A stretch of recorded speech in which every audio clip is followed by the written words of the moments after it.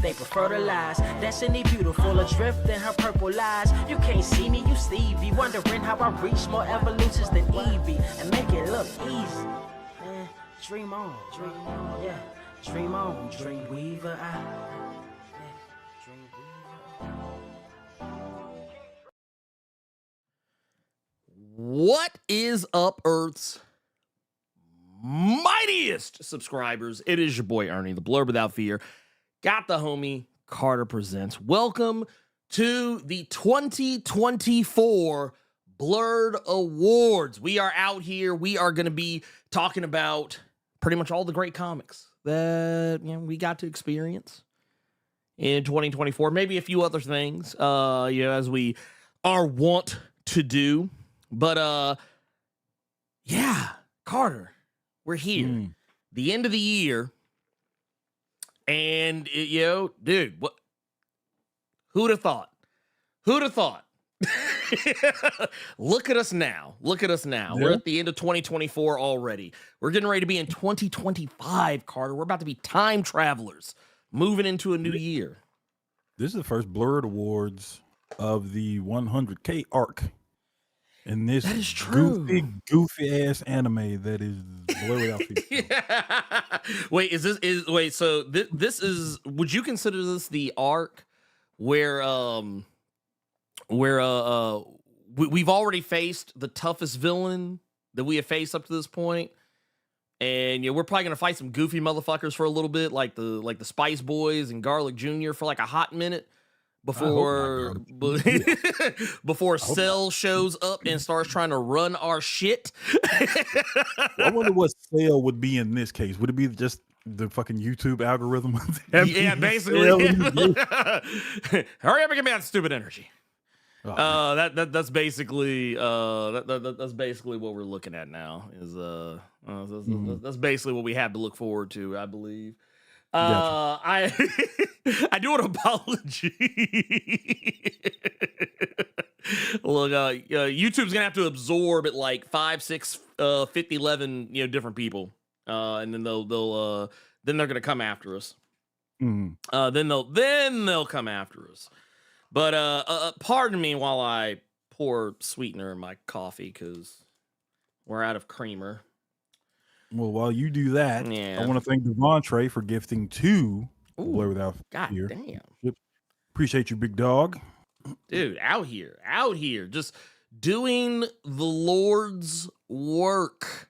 Love to see it. Go ahead. Real quick, we got John Stewart saying, to all you first timers at the Blerdies, we don't condone any Will Smith shenanigans. So 2 things there. Number 1, we're not calling this the Blerdies. That sounds absolutely I like atrocious. it. I like the Blerdies sounds so nasty. That's number 1. Number 2, you are absolutely correct. We do not condone any Will Smith shenanigans for the simple reason that you will get jumped. So I want to thank John Stewart for that. For all you first timers at the Blerd Awards, welcome. God damn it, welcome. This took quite a few hours to get everything put together. We had to look at our lists and check it twice in true December Christmas season fashion. And even after checking it twice, once looking at nominees, we had to check that motherfucker like 3 or 4 times. It's like, wait a minute, for real? I guess. I mean, but damn. No, it's I might have stayed up until like 6 o'clock in the morning. Maybe 6:30 in the morning this morning. Yeah. Whatevs. Also, shout out to Jasmine, who is on the not on the road. I don't know why I said on the road, but who is out in the boot. She says she's about to get on a flight after a travel day from purgatory. Not quite hell. We know what purgatory is. We have seen several seasons of Supernatural. You didn't have to put in parentheses not quite hell. I played Dante's Inferno on PlayStation 2. I know what purgatory is. She said, hopefully I can catch the back half of the live stream. If not, I guarantee you it will be on Spotify and all your favorite listening podcast devices. And the Scott Report saying the boys on a Sunday. Hell yeah. Yep. Hey, we out here. Don't get too fucking used to it, though. Don't get used to this. No. Look, I for all of your sakes and mine. No. Sunday is typically, I mean, yeah, you guys have gotten a little pop-up like interview live streams from God, voice crack. Interview live streams from me. Those are more just because of the time that we were able to like get those scheduled. Those are the exception. Not the rule. I don't want nobody to get used. I don't want nobody getting used to it. Oh God, man. I'm not gonna lie. I'm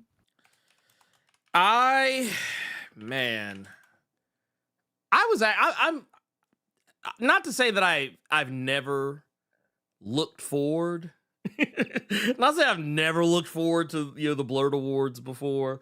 I always do, but I don't know, for whatever reason, this year just feels, I don't know, it feels exciting.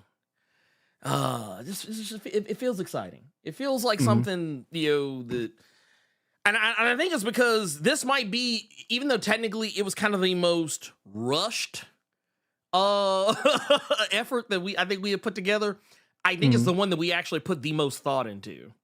Yes. I think it's the one we like, because I think before, like in the past, like it's not to say we never put thought into it, but like I can promise you that like we were just kind of like, okay, yeah, okay, boom. But like, yeah, this year, as Carter said, we actually did put a lot of like extra love and care into this. But I will say this, and I guess, I'll save this announcement for the end of the show.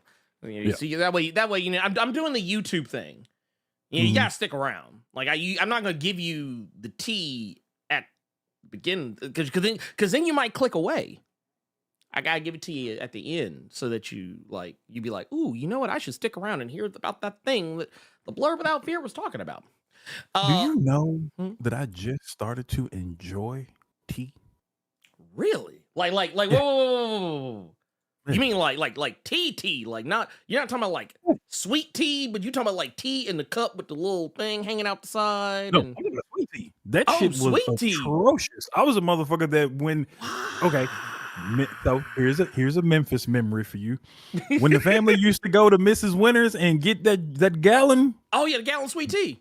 Never touched it. That shit is gross. It is nasty. Yeah, I was that guy. Hold on, no. He's out of line, but he's right. That Miss Winters tea was kind of weak. I ain't gonna lie. You had to add extra sugar to it. So here's what got me. So here's what actually got me. I basically got bamboozled. You know how you can't taste stuff when you're sick? Yeah.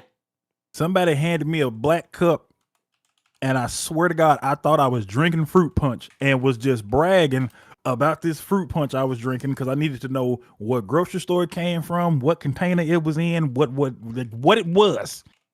It was sweet tea. I was angry. I was upset. I had been tricked. I felt like Macbeth. Everything is a lie. And now I can't stop drinking that shit. Oh damn! See, this is shit I'm talking about. Hold on. I'm gonna do this just for our Discord people because I know sometimes Discord. Ooh, damn. We're gonna save that for later. Sorry, I saw something on Threads. I apologize. It wasn't anything. Well, no, it was. I saw some drama. I saw some drama. So yeah, we'll. No, this is not a time for drama. This is a time for celebration. Yes, a lot, and I mean a lot of stuff came out this year. Stuff that we had forgot about. Stuff that we didn't realize didn't come out this year. Yeah. Oh man, dude, don't look. See, Carter's telling on me. So no bullshit. There were some books. I actually when I went back and looked, there were like 2 different books that I had on my list. Yeah. neither of which actually came out in this year. They had actually come out either the year prior or multiple years past. But you wouldn't know it because it's like I told you yesterday, man. Time is flying, and I do not like it. Yes. But I got to be honest with you, because this is a Sunday, because this is the Blerd Awards, and because we said it, we actually took some care with this one. I don't want to sit around and waste too much time because we got a lot to get to today. So how do you want to start this bad boy up? How do you want to go about it? Ooh, I'm glad you asked, Carter. I'm glad you asked. This 100K era, how do you want to go about this? So, you know what? Okay, first and foremost, I want to give a shout out real quick before we really get cooking. Before we really get cooking, I want to give a shout out because Devontre is just out here, just gifting. Just out here, the gift to keep, the gift keeps on giving. Like, what is going on over there, Devontre? I got questions. I have a lot of questions right now because, like, you've gifted, because that not just one, not just two. That is a straight up 4. It is FOH. 4. That's 4 so far, dude. Like, are you trying to be a Wendy's? Are you trying to be a Wendy's? Because I feel like you're fucking around and trying to get us up on a faux for faux. Are we trying to get a faux for faux up out you? I don't like that you bring that up because that shit don't exist here. Let's move on to the Blerd Awards because you just pissed me off. Yeah, they don't exist. What do you mean? Oh my God! You ain't getting none for $4 at Wendy's up here. No. Oh, you know what? I'm not. You know what? I'm not gonna lie, Carter. I'm sitting here like sometimes, every once in a while, I forget that you're in Cali. So, like, when you were sitting here talking about, like, man, we ain't got that up here. I'm like, nigga, please. Like, hold on, wait a minute. Like, what do you mean you ain't got that up? Yeah, we don't. Like, dog. I was like, oh shit, y'all probably got 8 for 8, man. Ain't that? Or no, y'all probably got. You remember? Okay, I'm gonna got 2 for 8. You remember when those little 4-piece chicken nuggets you probably got for your baby, your niece, your nephew, because you know it was 99 cents every time. That's like $6-7 up per boy. No, no. Yeah, now, no, thank you. No, thank you. Now that we got that nastiness out of the way, how do you want to do these Blerd Awards? How you want to okay, well, I tell you, here's what we're gonna do. First off, man, yet another dude, Devontre just out. Yeah, we got to thank Devontre one more time. Goddamn. Well, he said, look, I can't hit you for a 4 for 4, but I can hit you for a Little Caesars hot and ready. Let's go. Yeah, he hit us 5 times. He hit us with the Big E. One time. All right, so now we're gonna get into it. So look, ladies, gentlemen, MBs, it is time for us to officially, and I'm gonna give y'all the pageantry. I'm gonna give y'all like we may not be dressed up, but goddamn it, y'all gonna get the goddamn pageantry out of me today. So here I have for us. Let us officially kick off the 2024 Blerd Awards. So, my people, just so you know, this is the Blerd Awards. This is the only award ceremony. You gotta wait. Sean, Memphian, and Rick B are just ruining the thumbnail right now. Look, you know what? You know what? I'm not gonna lie. I'm not gonna lie. I'm gonna let it slide. Because goddamn it, I'm like, I don't give a fuck about Bill O'Reilly, but I'm gonna tell you what, just like Bill O'Reilly, fuck it, we'll do it live. But no, this is the 2024 Blerd Awards, where some of the greatest comics in the history of ever are going to be talked about this year, and only the ones that came out this year. But also, you know how we do. We are not going to sugarcoat it. We are going to recognize game. This is game recognizing game this year. So I just want to make it clear. We are going to very likely piss some of y'all off. Let's just go ahead and get that out the way right now. Carter's smiling because he already kind of knows. He already knows. But you know what? Let's start us off right. Okay. Let's start us off right. So first and foremost, Yes. we are going to give our first award to the category that is always at the forefront of a lot of people's minds. Yeah. Man. And you know who it is, Carter. It's them damn dirty capes. Those damn dirty capes. Those capes and those masks. I don't know what it is about them, goddammit, but a good superhero comic.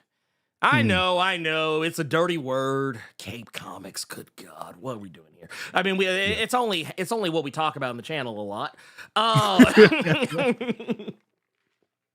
But our first category is going to be for the best superhero comic solo series. Now, for those who don't know, and I actually put lots of little funny things here. At least I think they're funny. Little blurbs, if you will, for each of these. And for this one, for the best comics that also happen to include a cape or a mask, or hell, maybe even both. These were the comics that know it's dangerous to superhero alone, but do it anyway. So, Carter, would you like to name off for our all contestants? Of you audio files, because for whatever reason, y'all ain't watching live. The nominees for best superhero comic are Blade from your boy Marvel, Brian Hill. We got Miles Morales Spider-Man from the boy Cody Ziegler. We got Green Lantern War Journal from PKJ himself, Philip Kennedy Johnson. And we got Space Ghost. I don't know if you want to ride with him to every coast. It's Dynamite Comics, okay? The pep in his step, David Pepos, ladies and gentlemen. So yes, those are your nominees. Well, would you, Mr. Blair Without Fear, like to announce who the winner is of best superhero comic in a solo series? Ooh, yes, I would. So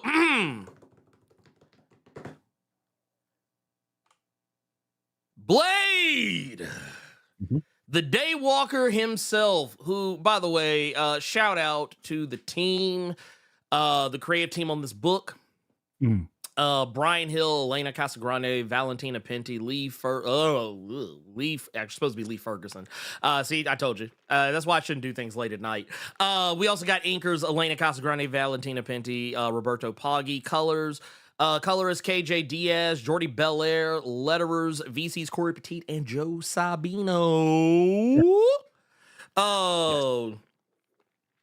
These were the people who, like, they put their foot in this book. And the reason why I think this book kind of hit the forefront for us was because, man, have you ever really just paid attention to Blade comics over the past, 30, 40, 50 some odd years? I'm not even talking about Tomb of Dracula stuff. I mean, just like legit comics titled Blade. Can I be honest with you? Go ahead. They're usually ass. They're not good. They're not good. Don't lie to yourself. Don't worry. I'm gonna be honest with y'all. I'm gonna keep it a buck. I'm gonna keep it $1.50, as a matter of fact. Those books are usually ass. Let's just go ahead and cut the bullshit. But this one stood head and shoulders above all other Blade titles. Brian Hill understood the assignment. Brian Hill understood the assignment when he was writing this. So it's no wonder. I mean, and I'll be honest with you. And I want to make it clear, because I feel like this is something that I don't want to have to repeat for the rest of this show. Every other book that was nominated and every other book that will be nominated for the rest of the show, these are not snubs. These are books that are quite literally the creme de la creme. The creme de la creme. So giving Blade his flowers on this one, I feel like is a just reward. We got to see Blade be a badass. We got to see him brought low, but we got to see him rise again. And Brian didn't make us wait 50 issues to see it.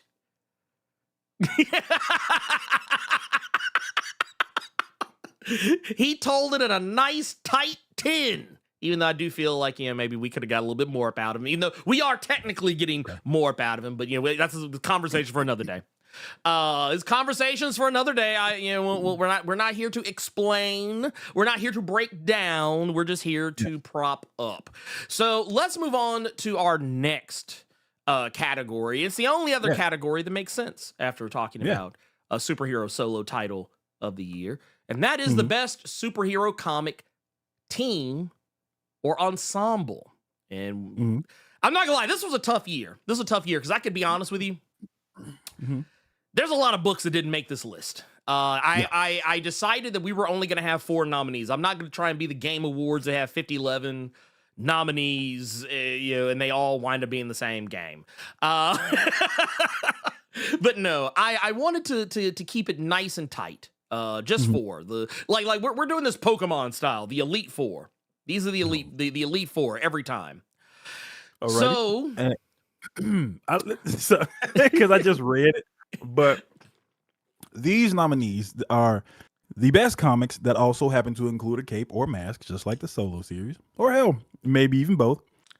These were the comics that know it's better to squad up. You are sick, man. Besides, beating up the bad guys is always more fun with friends. Whooping ass solo is great. Oh yeah, but whooping ass co-op is even greater. And your nominees for best superhero team comics are Birds of Prey over at DC. We got Thundercats over at Dynamite, Uncanny X-Men from Marvel, and Blood Squad 7 over at Image. Whew, man, I'm be honest with you, man. It was tough to nail these down to just 4. Like this, I'm gonna be honest with you. This was actually the toughest category for me because the majority of the books I tend to read, I didn't really think about it until very recently, but the majority of the books I've been reading over the years have gravitated less from solo titles and more to team books. Because I don't know, I really like team dynamics. I guess I just subconsciously gravitate towards that shit. Gotcha. However, man,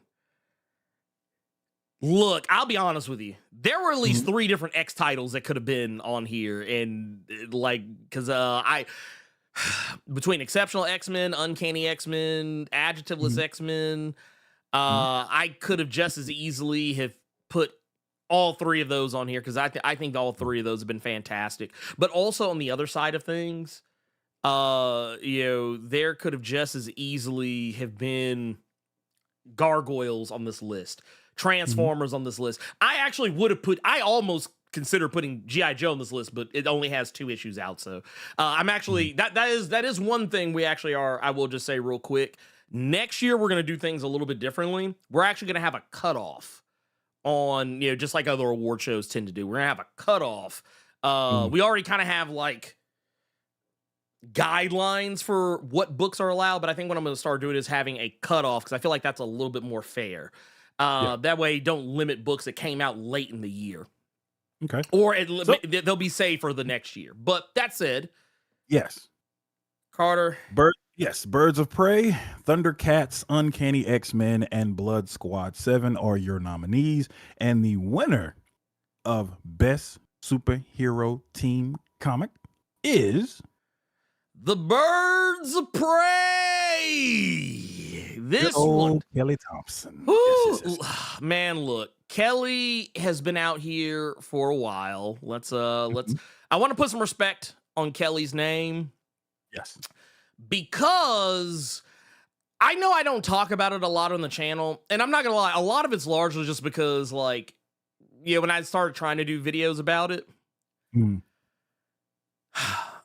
they just didn't take off very well. And it's one of those things where, yes, there are some videos I will keep making if I feel like people aren't they're not immediately gravitating towards it. I'll try to squeeze a square peg through a round hole.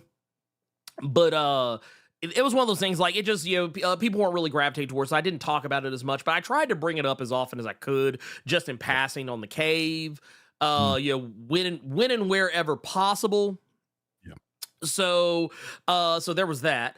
But yeah, this book, it just was always hitting. It was always hitting. I think the best Birds of Prey had ever been to me was Gail Simone's Birds of Prey. That book was lit. Okay. It was lit. Okay. It just, matter of fact, I'm mad to this day that I think they collected half of it in omnibus format, but I think the other half has yet to be collected. Yeah, sounds like DC. Yeah, sounds like DC. Yeah. All the shade, God damn it. Yeah. But no, I really enjoyed this book. It just, it had all the right stuff, and it had a massive creative team because, well, to be fair, the book had a striking style, and I think that's something you and I talked about when we first, I think right when the book came out, was that, okay, you've already got Kelly Thompson on writing duties, which, by the way, Kelly Thompson literally cleaned shop at the Eisners this year. Like, she literally, she went in and pulled like a Whitney Houston at the goddamn Eisner Awards, a Beyonce at the Eisner Awards. And, she comes out here with as writer, so you already know the book is going to be fire. But you also had Leonard Romero, who brought such a visual style to it that made the book look vintage, but also is still look modern. Yes. So yeah, I was here for it. See it also. Here it is. We got the rest of our artist team here. Got Aris Dane, Javier Pena, David Lopez, friend of the channel, Gavin Gidra. I don't know if Gavin's in the house. Is Gavin in the house today? He's probably not in the house. He's busy. He's busy drawing shit. Cause I know he's got projects coming up that he needs to get on. But that said, we've also got Jonathan Case, Sophie Camp. By the way, huge fan. Hey, Sophie Campbell, man. Look. I'm just saying. Y'all can hate if you want. but Sophie Campbell would get that ass. I promise you would. We also have Robbie Rodriguez, Sammy Basri, and on inks we have Vincente Cifuentes, colors, the myth, the legend themselves, Jordy Belair, Aris Dane, Adriano Lucas, and letterer, excuse me, Clayton Cowles. Clayton Cowles is some word when it comes to these damn letters. You can't beat that. You can't beat that. Wait. Actually, that's gonna be your moniker now, Quinn. I'm sorry. I didn't mean to make it. Are we allowed to say that word at the awards? I don't think we. You know what? Here, we'll do it like this. Some ninja named Quinn out here say Gavin drawing. Gavin out here drawing. He ain't got time. Look, first off, that man. Look, actually, you know what? If he's is there a game today? I think there might be a game today. I don't know. He may be drawing or watching a game. I don't know. But now also shout out to my ninja, which by the way, y'all have no idea the heat that this man has been cooking up. We can't talk about today. Can't talk about today. Maybe I might give you a little taste next week. Might give you a taste next week. Also, I just realized we're not live on Twitch. I forgot to hit the button. So y'all gonna get it late. Y'all get it late. I might upload it as a published thing for the people on Twitch just because y'all missed a good chunk of that. But yeah. That said, Carter. Yes. Man, I actually, because I don't want these to get away from us, so I'm gonna go ahead. I'm gonna address these right now. Cool. First off, Devontre, what are you doing? What are you doing, man? This guy's out here gifting diamond out here to folks. Good Lord Jesus Almighty. We are out here. We've also got the homie Jay Keno with the 54 months. Out here in the silver mine. Says, I'm surprised X-Men Red wasn't on the list. I'm gonna be honest with you. It was close. It was close. And you know what actually probably hurt a lot of books from the Krakoan era of X-Men? I'm gonna say it. I ain't gonna lie, man. Most of them damn books was kind of. X-Men Red was great. Immortal X-Men was great, but like, I'm not gonna lie, in the like the whole tapestry of it. The whole tapestry of it. X-Men Red and Immortal X-Men got kind of sucked down into it. It was like Are you meaning two more diamonds so in the rough. Beginning of the era or more toward the end? To the end. To the end. Okay. To the end. Yeah, because like, don't get me wrong, I thought that, like, I don't know, a lot of the Krakoa stuff kind of fell into the background to me. And you know, once again, it's recency bias too. But yeah, it was yeah, there was a lot I said, nobody was gonna be happy with us. I was gonna say, this is gonna make y'all mad. Nobody was gonna be happy with us. You want to go ahead and go to the next one? Yeah, real quick, I do want to hit this. This is not a super chat, but this is something I just kind of want to point out because I'm petty. Okay. The Blerd Awards are better than the Game Awards. That's all. Now see, okay. I like where your head's at, but when we get to this next award, I want to see if you still feel that way. The next award we have. Here we go. Look, I'm pulling it up now. We've got Best Fantasy / Adventure Comic. These are for the best comics that aren't afraid to dive into their fantasy bag of swords and sorcery, or take off on an epic quest to save the world from dungeons and or dragons. Now, ladies and gentlemen, the nominees for best fantasy comic are The Hunger and the Dusk over there at IDW, Akugan, Brutalizer of Gods over there at Oni Press. Of course, we were going to see Red Sonja on this list from Dynamite. This is Red Sonja, Death and the Devil. And from Boom Studios, Sirens of the City. Man. So, chills. You know what? I don't even want to do that because I want to see if y'all gonna still think this is better than Game Awards. So, ladies and gentlemen, those are your nominees for best fantasy comic, and your winner for best fantasy comic, Blerd Awards 2024 is Akugan. Now, everyone has said several times that the Game Awards are clearly bought and paid for, and Jeff Keighley only does the one that give him the big bag. Now, not taking anything away from Akugan, Brutalizer of Gods, winning the award for Best Fantasy Comic, but does it smell like someone had this award locked in place for the sole purpose of them not getting brutally killed in the sequel series of Akugan somewhere in the near future?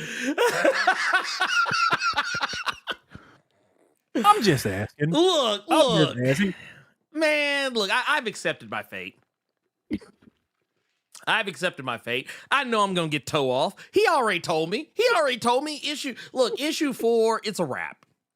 Okay. It's a wrap. Matter of fact, I don't know if I even told y'all. I actually have it on good authority. Akugan, Brutalizer of Gods, when the next issue comes out, it's not even going to be called Akugan, Brutalizer of Gods. It's going to be called Akugan, Slayer of Blerds is what it's going to be called. It's because I'm getting taken out. Mm-hmm. Like literally off rip. It's going to happen. But you know what? If you're going to go out, you may as well go out singing the praises of the person who laid you down. You may as well look. I could go out on my feet fighting, or I could go down on my knees begging. I don't know. We'll just look. I don't want to die tired. Okay, that's it. I don't want to die tired. Okay. But no, shout out to the homie Marewa Ayadeli, who is just been lights out on this series. I want to just real quick, but because we also got artist Dotuna Kande, who is out here, fantastic artist, and you're gonna see. You'll probably see his name pop up again here before too long. But we've also got colorist D. Kniff and letterer Hassan Atmani El Hao.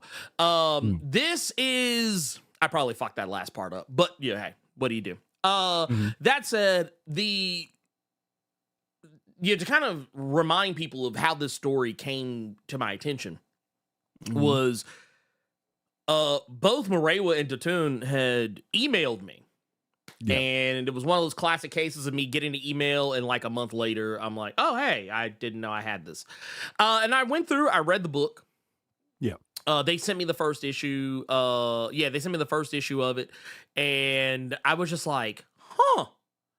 I was like, this is good. Now I want to be clear on something.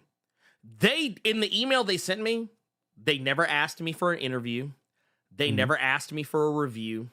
They never asked me like, hey, can you promote this on your channel in any way, shape, form, or fashion? No. They just asked me if I liked it. Plain and simple. Okay. Plain and simple. And it was me. It was I who asked them to come on the channel to talk about the book because I liked it so much. So yeah, it was one of those like, and don't get me wrong, the other nominees, all fantastic. Yes. Y'all know how much I love Sirens of the City. You know how much I love Red Sonja. You know how much to be fair, shout out to G. Willow Wilson over on Hunger in the Dusk, because Hunger in the Dusk is easily if I might be misremembering. I know Hunger in the Dusk was on my list last year for the previous Blerd Awards. But yeah, this book was just that good. It was just that good. That said, let's move on to our next category. All right. This is a tough one. Yes. Best science fiction comic. These are for the best comics that don't mind a little time travel or long trips through space. They take on everything from robots and alien civilizations to super corporations and the space gods of the vast universe. So, ladies and gentlemen, your nominees for a best science fiction comic are going to be Void Rivals. Chilling over there at Skybound, we have Gone by Distillery. We got Terminator from Dynamite, and I Heart Skull Crusher from Boom. And your winner for best sci-fi comic, bam, Gone. Over there at Distillery, writer, artist, colorer, and letterer. It was Jock. Jock probably did everything. I actually tried to look it up. I couldn't find any information on it. It just always gave me like the writer, the artist. And I was like, yeah, he probably did that shit. Yeah. What was I keep forgetting Cat's name that did was a Spider-Man raid. It reminded me of one of those situations. Yeah. Oh god. Now his name's on the tip of my tongue because I have his image book over there. But Gone was something that I was really, really surprised at how good that it was. Kari Andrews, thank you. Yes, that's his name. But just getting back to Gone real quick, we all know who Jock is, and 9 times out of 10, a lot of you know Jock because of the fantastic art he was doing on Batman, whether it was Bruce Wayne under the cape and cowl or it was Dick Grayson. You really got some really fun stories that had art that really just it mixed so well with those stories. And now, because you all know that I've been a fan of these artists that are moving away from the art game to show you that their writing game is just as good. And in this instance, Jock wanted to show you that I can do 2 things at the same time and it can hit. This was a really great story just from the perspective of a young girl who's just trying to protect her family, stop them from starving, and then we get into the space of it all. This was something to where we saw this girl grow up and we were along for that ride right along with her.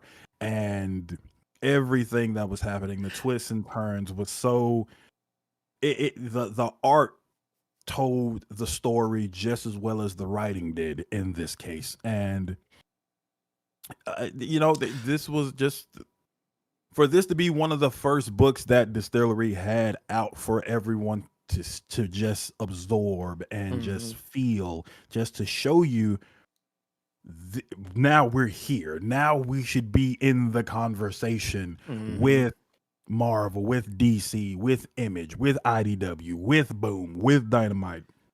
for this to be their first swing at bat, they absolutely knocked it out of the park with this story. So, 100%. What are you thinking, Ernie? 100%. Real quick, excuse me, real quick. Mm-hmm. We also got another one here. Jay Keno with the $2 super chat says, to be clear, I ain't mad at I ain't mad at my show. He said, I ain't mad at my show. Yeah. Hey, no. You good. Yeah. We also got Don Thessienheim out here. The God. Out here. Says with the $2 super chat, the fix is in. Get the likes up with the hashtag. Trying to tell y'all. Lord have mercy. We also got our next category, Carter. Now this one, man, this actually was a tough one too, because like it's kind of, comedy is so subjective, and sometimes there's some books that you don't think of as comedy books, but they actually are comedy books.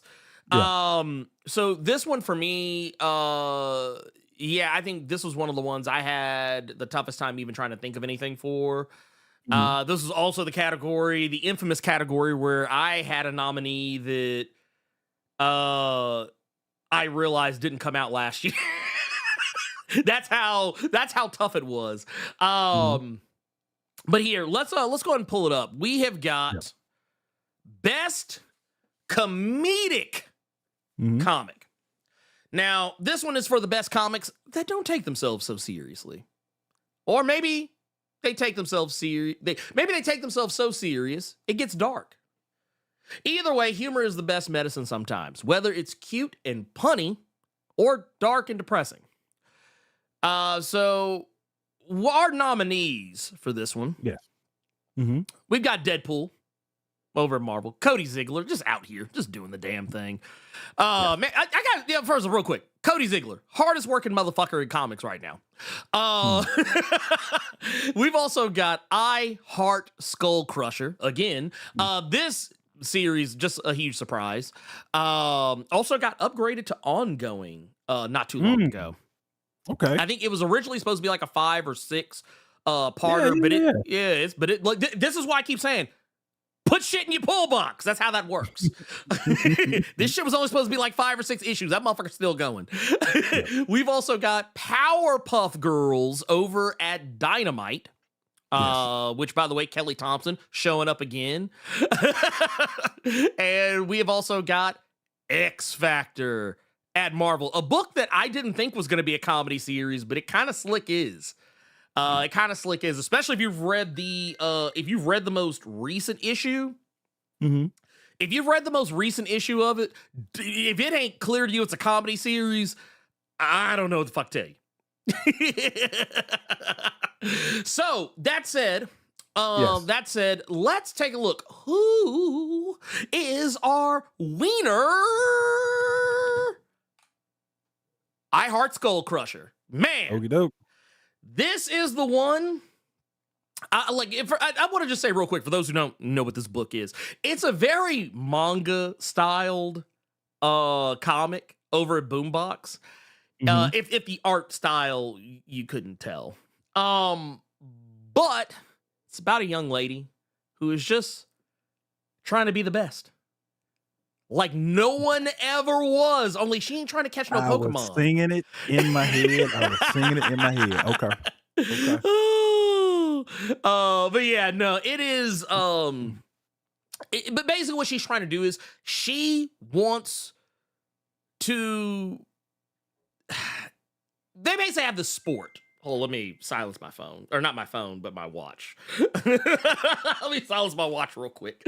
But no. But basically what's going on here is, I forget, I'm blanking on the name of the game they play. I'm just going to call it Death Ball, and I might even be right in saying that. But basically, it's a very convoluted game of, it's like equal parts like rugby and football, American Gladiators, and a bunch of other shit just all rolled into one. But people actually can die, and it's kind of considered to be quite normal. It's actually almost expected, because you can win the game a couple different ways. You can either outscore your opponent, or you can outkill your opponent to the point where they don't have any more players. Just depends on how you want to go. But the whole point is, the reason why it's called I Heart Skull Crusher is because Skull Crusher is the name of one of the most legendary players ever in the history of the game. Mm-hmm. And oh no, you're good, Quinn. You're good. It was me. I usually try to be better about muting my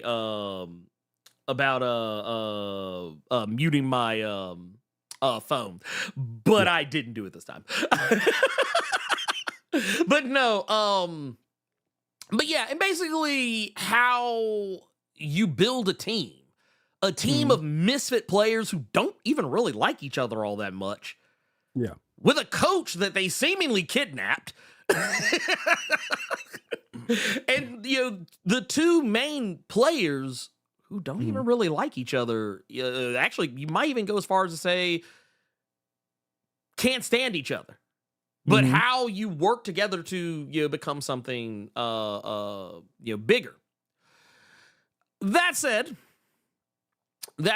we have also got on this writer Josie Campbell. Yes. We've also got, which by the way, just knocked it out of the park. Artist Alessio Zano, colorist Angel de Santiago, who I'm starting to become a huge fan of, and letterer Jim Campbell. This was, like I said, it was a fantastic effort, and Boombox is, which to be fair, I believe is like a sub imprint of Boom Studios. But yeah, they knocked it out of the park this year with this one. Okay. I knew it. I knew it. I knew it. I saw it as well. Before we get to that, we have to thank the director of S.H.I.E.L.D. himself, Fearless for dropping 20 Blerd Without Fear memberships, one of which was to Best Superhero Team Comic Birds of Prey artist Gavin Guidry. Yes. Who was, of course, watching the fucking Saints play. That's what he did. I was literally saying, I was like, he's either drawing or he is watching the game. I was like, who's fucking playing today? But no, I said, now he said, now I get gifted. What a day. Yeah. So yeah. Just because, just because, we are I think it's a safe assumption. We are the number one. We are the number one out here. Put some respect on our name. But just I want to do this. I want to do this for Gavin just because he showed up just to see this. But I'm gonna pull this up here. Take the subscriber stuff off. Because it's coming on the screen when you were trying to read out like that. Oh yeah. I need to. I actually, for today, I'm gonna turn it off because it is actually Not to say that I don't. I definitely appreciate it. Of course we appreciate it. It is most certainly. It was a little distracting. What I'm gonna do is I need for that particular scene. I think I need to just move it. Is what I need to do. But I'm gonna turn it off for today, just for now, because I can see everything right here. But that's it. I still appreciate those 20 gifted subs. So there you go. But we've also got here, Gavin. I just wanted to show you just real quick. Just real quick. And it still came. Oh, because it came up on this one. Okay, so you know what? Here, bam. There you go. Got rid of it.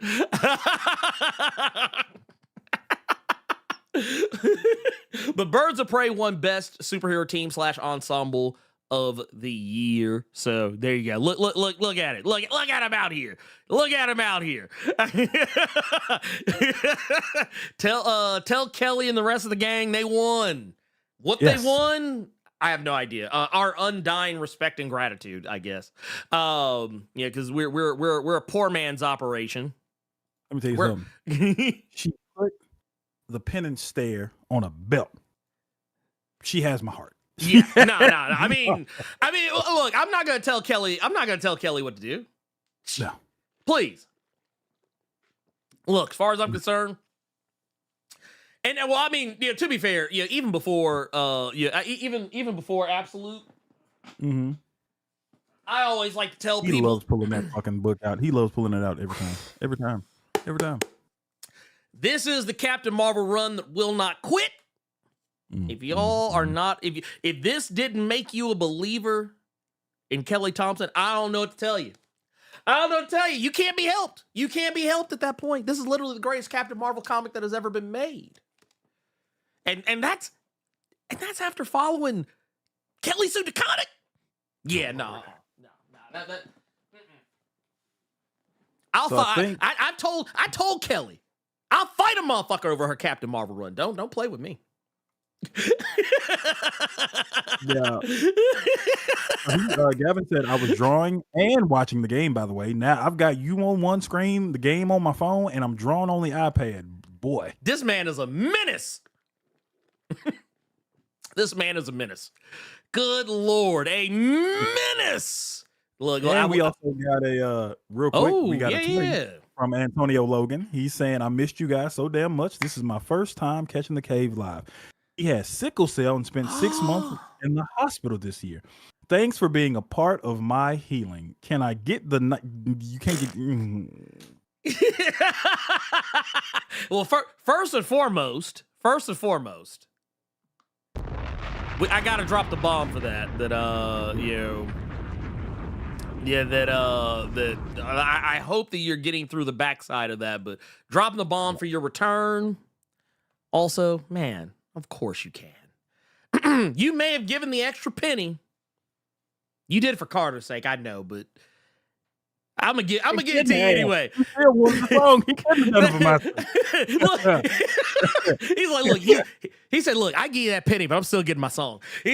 Antonio, first off, I hope that you continue to keep up your healing process. I hope, because like I said, sickle cell is the real deal. It is no joke. So I'm so glad that you're still here with us and fighting the good fight. And thank you for that 1999 super chat. Thank you for that love and appreciation. We love and appreciate you right back, player. Oh man. Let's see here. We have got let's see. I think we are right here. Okay. I kind of lost track of which one we were on for a split second. Right. But I got it back. We've been making y'all laugh for a minute. We came with the comedy today, but now it's time to get a little bit more serious. Okay. Oh man, we really got to get serious because you know what this category is. Yeah. We really got to get serious with this. This, ladies and gentlemen, best crime comic. This is going to be for the best comics that spend their time in the seedier parts of the comic industry, whether they're gangsters, cat burglars, crime bosses, or even the law enforcement themselves that try to take them down or help them. Your nominees for best crime comic is Newburn over there at Image, the Penguin over at DC, 2000 AD. I bet y'all asses was not expecting that one. Over at Rebellion. And just to close it out, we're giving you Catwoman over at DC. Now, all these are hitters, ladies and gentlemen. Yeah. And but only one can win. So with that being said, 2024 Blerd Awards Best Crime Comic Award goes to the man himself, Chip Zdarsky, and Newburn. I said what I said yesterday about Batman, but we ain't talking about Batman. This right here, Newburn, is all pure 100% uncut Dr. Pepper. Okay? Oh yeah. This ain't no Mr. Pibb here. Oh no. ain't no store brand here. No. Writer on this book again is going to be Chip Zdarsky. The artist is going to be Jacob Phillips, and he's also on coloring duties, with the letterer being Tobin Racicott. Yes. It's I finished it before you finished it, and then you bought it when I told you how many trades it was, and you word. And see, he can reach for his because mine all the way over there. So yeah. Well, see, honestly, Newburn kind of crept in because actually, because like I said, we did the research. Yeah. We did the research. I think Newburn only had like maybe two issues that came out this year, but they also had the trade drop this year. The second trade dropped this year too. So I was like, you know what, we can still include it. Yeah. Absolutely. I love this book. This book was fantastic because it did so many. Man, it pisses me off This book pisses me off, and I'm gonna tell you. And I don't mean like oh, I hate the creative team and I want to send them death threats. No, I'm not talking about that. I'm talking it pisses me off because it's so goddamn good. It is a nice, tight, I think 16 total issues between two trades, and it's a solid story all the way from beginning to the middle to the end. The main character, Newburn, the titular character. He is quite literally like, okay, I'm gonna tell on myself a little bit. Quinn can confirm this, but for the story that we're telling, one of the main inspirations for me was, and this is something that Quinn and I actually kind of bonded over, was the old TV show, A Man Called Hawk. Okay. Just a smooth motherfucker, smooth sumbitch. Just bad as a motherfucker, but I mean, of course, what would you expect? What more would you expect of a guy who later ran Deep Space Nine? Okay, Cisco was out here. Okay, I mean, he's always been out here. But the thing is, that's what I liked about Newburn, because Newburn had that same kind of gravitas, that same kind of, I don't know, that same kind of energy, and not only that, I don't know. I feel like, Chip is that type of dude, when he tells a story, he doesn't care, like, what anyone thinks. He's telling the story he wants to tell. And, look at Batman. Oh, yeah. Oh, no, clearly look at Batman. I didn't mean to bring the comedy back real quick. This is crime, but I'm just saying. But no, I mean, but the thing is, I don't know. I feel like this story, like, it literally... There were moments that had me laugh. There were a lot more moments where it had me like tensed up. It had me like, oh shit, like he good?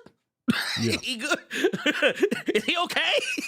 Like, I mean, I think it had a lot of people like that, because I don't know if you know, or any of you all watching or listening know, Newburn's getting turned into a show. Oh no, I did not know about. So you know what? Yep. Okay, look, Chip is getting genuine respect put on his name. I love to see it. Yeah. But yeah, it just I don't want to say a whole heap of a lot about this comic, because it's it's one of those books. The less you know, the better off you are. But all you really need to know going into this is, because I feel like the way the story unfolds, it's better just find it out organically. But the thing the only thing I feel you need to know going into the story is that Newburn, the titular character, is a former cop who now works as a troubleshooter for criminals. like the mob, the gangsters, the triads, the Yakuza, and every criminal element in the city. And he's basically the go-to guy. If there's a problem, he fixes it. He comes in. Yeah. Matter of fact, Newburn is, because when people talk to me about, oh man, what's your comic about? Newburn was actually a huge inspiration. Not just A Man Called Hawk, but but also this comic was also a huge inspiration on how I wrote my own comic. Okay. So yeah, that said, yeah, man. Actually, dude. So talk about not necessarily breaking news, but still, this breaking news to me, goddammit, because I didn't fucking know. But yeah, dude, I'm glad to see Chip Zdarsky get that bag, man. I love to see shit like this. That said, you know what else I like to see? I like to see our next category. Okay. And our next category is... this is all you, big dog. Best horror comic. Yes. Thank God Terrifier does not have a comic, because I can already tell you it probably would have won by default. But best horror comic this is for the best comics that want to scar you. Or maybe, speaking of fucking Terrifier, or maybe they just want to show you how the scary side does things. Sometimes they don't even want to scare you. Maybe they just want to show you how cold and dead you are inside. You want to go ahead and give them the nominees for best horror comic, brother? Oh, yes, sir. First off, we've got Vampirella Dark Reflections over at Dynamite. And we've also got Something is Killing the Children over at Boom Studios. We've also got The Nice House by the Sea by DC, newly rechristened DC Vertigo. And we've also got Philadelphia at Image Comics. Man, there are so many other books that actually could have made this list. I'm not going to lie to you. I'm not going to hold you. He's like, look. Wait a minute. Kill it. Look, I'm just saying, Philadelphia was out here, but I'm gonna tell you what. I don't want to spoil it. The winner. Something's killing children. Now I'm gonna explain myself real quick. The reason I felt this one,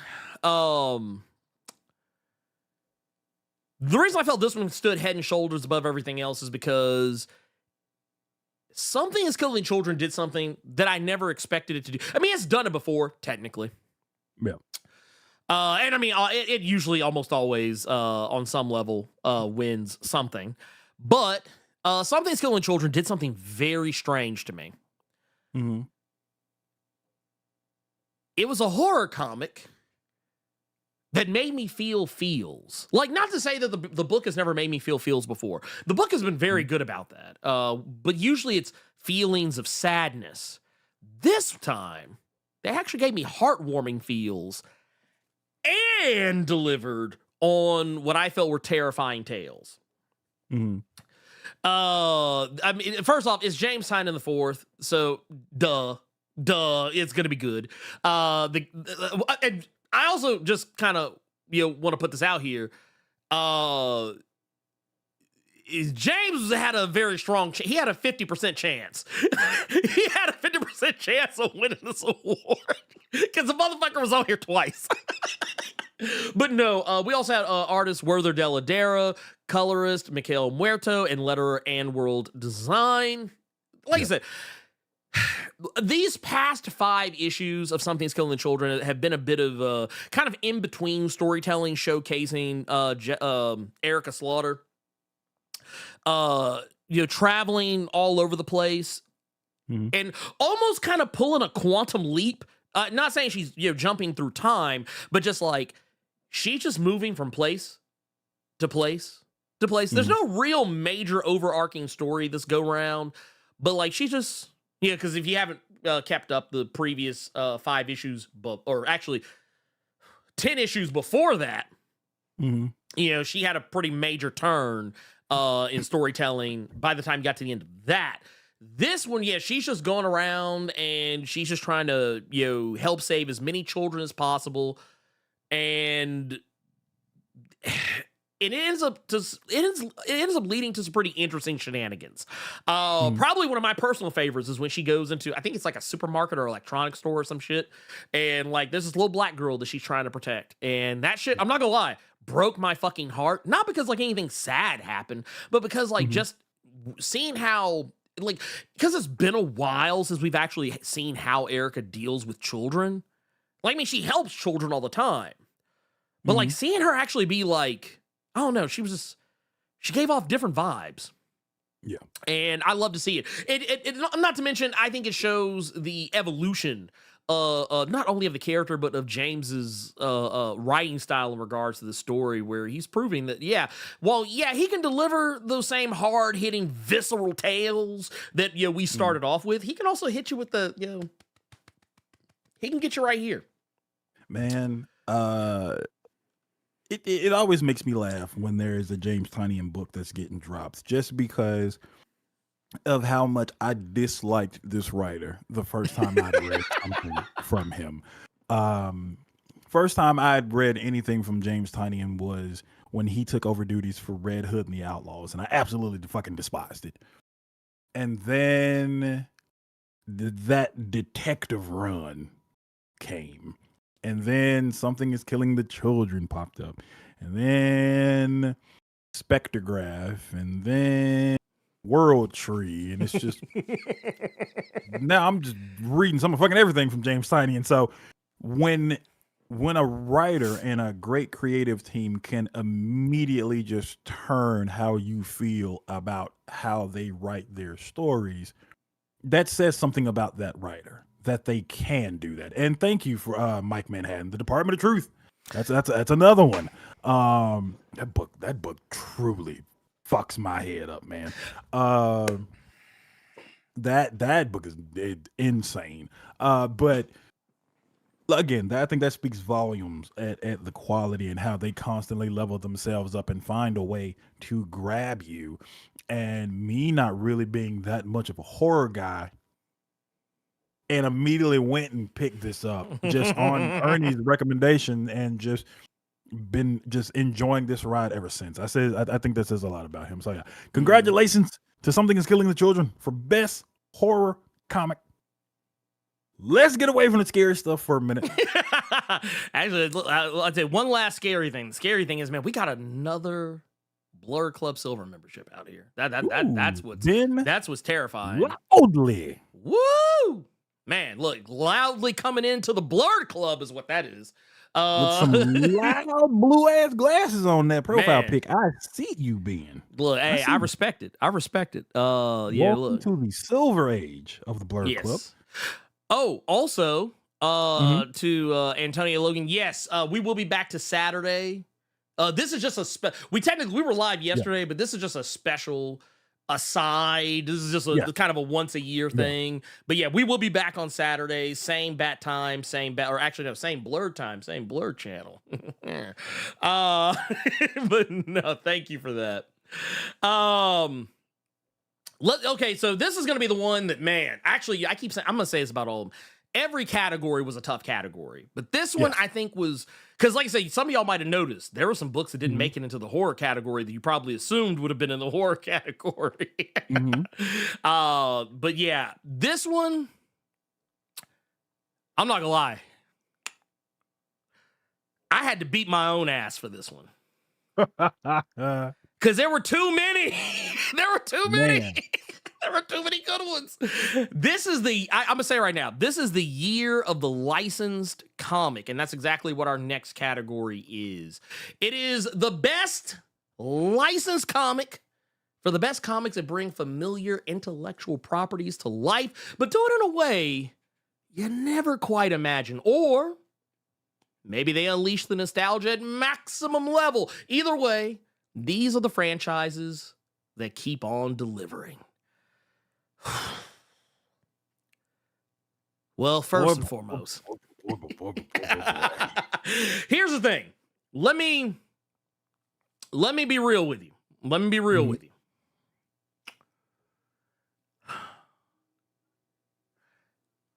I think when I did the count last night, there are no less than a whopping dozen different licensed books out right now. All of them fire. And that's like, I tell you what, a dozen is me being kind, or actually I'm being low down. I'm actually undercutting, because if we're saying a dozen, there's a dozen of Dynamite alone. All of them fire. However, this year we've got Teenage Mutant Ninja Turtles at IDW. We've also got Transformers over at Skybound and Image. We've also got Thundercats. Ho! At Dynamite Entertainment. And we've also got Power Rangers at Boom Studios. Have you been reading that Power Rangers Prime? I think it's on issue 2 right now. Yeah, issue 2 just came out, I think. It's first off, the first issue fucked my head up by the time I got to the end of it, just because I wasn't expecting to see that fucking that. I don't even want to say what it is, just because you should see it for yourself. That's one of those, like, honestly, I'd bust some motherfucker upside his head if he spoiled that shit for me. So yeah, no, I'm not even gonna say what it is, and I don't want y'all to say what it is either. I don't want y'all to talk about the fuck it is either. But no, there are so many good licensed comics, and honestly, it was a fight, because like every time that I had to try to suss out, like, okay, who do I put on? Who do I put on? Like, what? Who is the you know, who is the, you know, the what's the comic that's actually going to make it onto the list? Because I'm not going to hold you. It was, this shit was difficult. Mm-hmm. This shit was difficult. Like, I honestly, I'm still kind of, like, it was, man, full on disclosure, it was like trying to pick a favorite kid. Like, I was trying to pick a favorite kid. Like, it's just like, hey, you probably shouldn't do that, but also at the same time, yeah, how can you? But we did it anyway.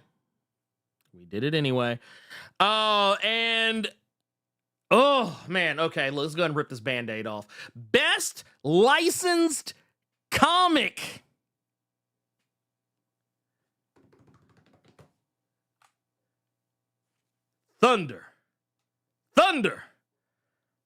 Thundercats. Oh my God. No, real talk. This is this comic was just too good. Like, I'm telling you, I had to fight. I had to fight for this one. I had to not just with Carter, but with myself.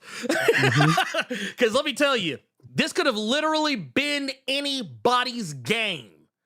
This could quite literally been anybody's game. It could have been Jason Aaron's game. It could have been TMNT like a motherfucker.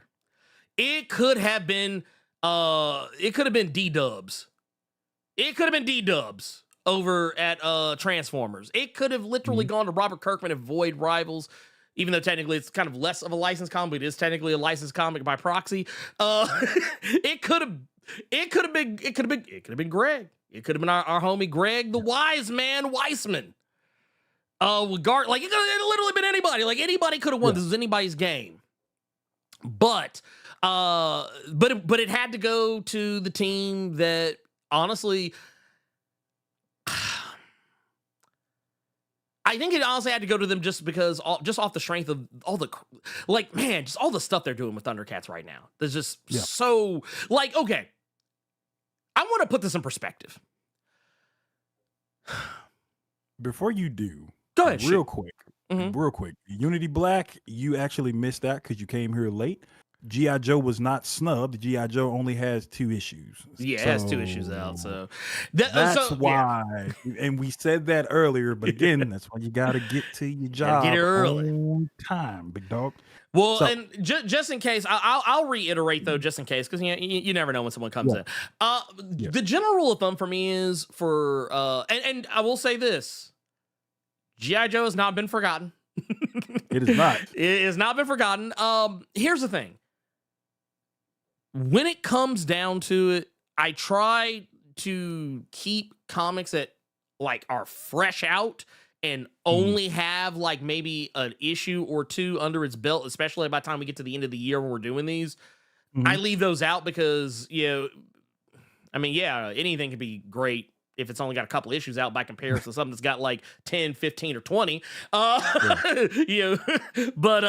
no, we'll get to that one later. But I do want to give shout out to Declan Shalvey, who has been gracefully, with all the grace of a trained ballerina, has gracefully moved over into the writing category. Not to say that he wasn't doing it before. He, of course, did it with Old Dog and some of his other works that he's been doing on the indie side of things. But man, Thundercats, and he's also been killing it with Mystique. I don't know if anyone's been keeping up with Mystique. But that said, Declan is knocking it out of the park. He also had a guest writer for 1 issue, Stephen Mooney, on the series. And we've also got Drew Moss, who just been out here killing it with Thundercats designs left and right. We have also got Stephen Mooney, who also did art on the issue that they guested on. Also got Joe Mulvey. And on colors, we've got, man, I'm gonna fuck some names up here, but Chiara Di Francia, Martina Pignadoli, and Margolma, as well as Simona Guida and Andrea Izzo. And we've also got letters by Jeff Eckleberry. This book, I'm gonna tell you the reason why this one kind of wins head and shoulders above everything else is that it's difficult to take a cartoon that was basically a 22-minute advertisement for toys where the characters were paper thin and spoke like this all the time, because that's just the way voice acting used to be back in the day, because you had to speak clearly. Technology wasn't as up to par as it is today. But no, the fact that Declan was able to take this and tell a story that, well, yes, I know the criticisms. A lot of people have said it. I've said it myself. Well, Declan may not have watched Thundercats 2011. There's definitely some Thundercats 2011 in this book. However, that is not a bad thing. That honestly, that's a feather in the cap to Thundercats 2011. A motherfucker can't even watch the goddamn show, and the show was so goddamn good that it's like, oh yeah, shit, this works. But no, this book was fantastic. Also introduced a new Thundercat in the terms of Apex, but also did introduce another new Thundercat in terms of Calica, who, to be fair, is not too terribly far different from Pumira from Thundercats 2011, but still fantastic characters. I can't wait to see more of. And not to mention, there's so many more amazing things that are on the way. Anyway. That said, man, shout out to the Thunderans holding it down in the license category. Our next one. Yes. Best new series. See, this is the place where those books that only have maybe 1 or 2, maybe 3 issues out. This is a chance where they get an opportunity to, kind of have their moment in the sun. You know what I'm saying? So for this one, best new series, for the best new comics that, regardless of genre or the style of art they use, found a way to live rent-free in our heads, as well as repaint the living room, put new toilets in the bathroom, and remodel the kitchen. So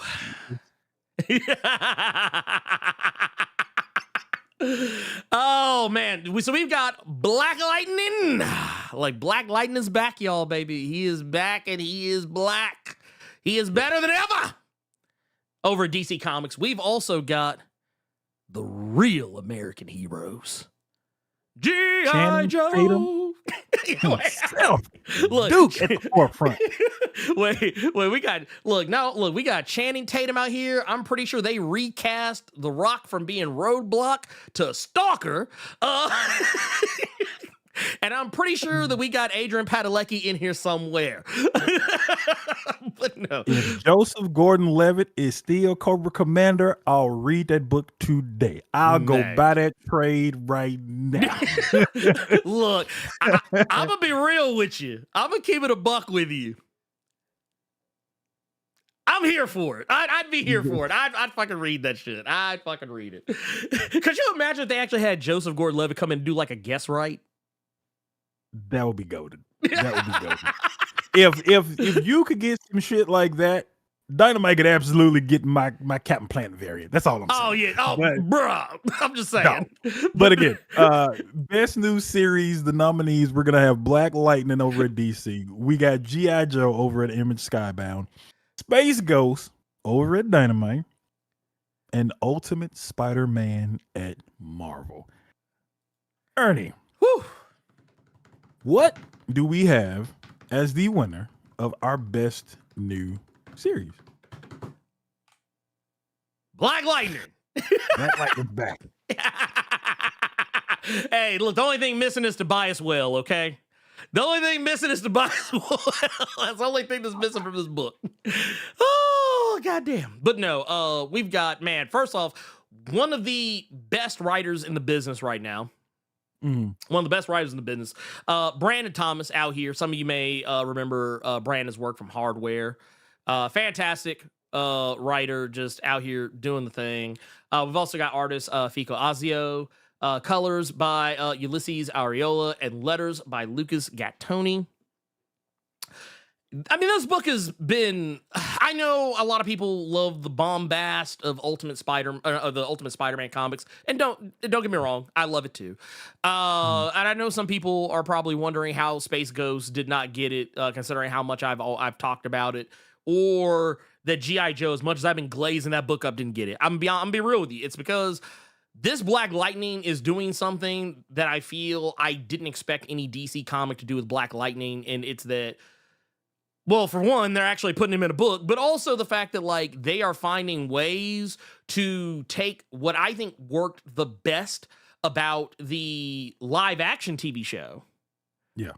But also the comics themselves and meld them together in such a way that I personally feel this is the best Black Lightning has been to me in a while. And now some people say, "Oh, well, wait a minute. You I know this is a new series category, but it's only been 2 issues. G.I. Joe had 2 issues. Well, here's the thing, though. I've actually, unlike with G.I. Joe, I've actually read ahead. I actually have read the 3rd issue of Black Lightning that has not been released yet. So that also kind of painted my opinion a little bit.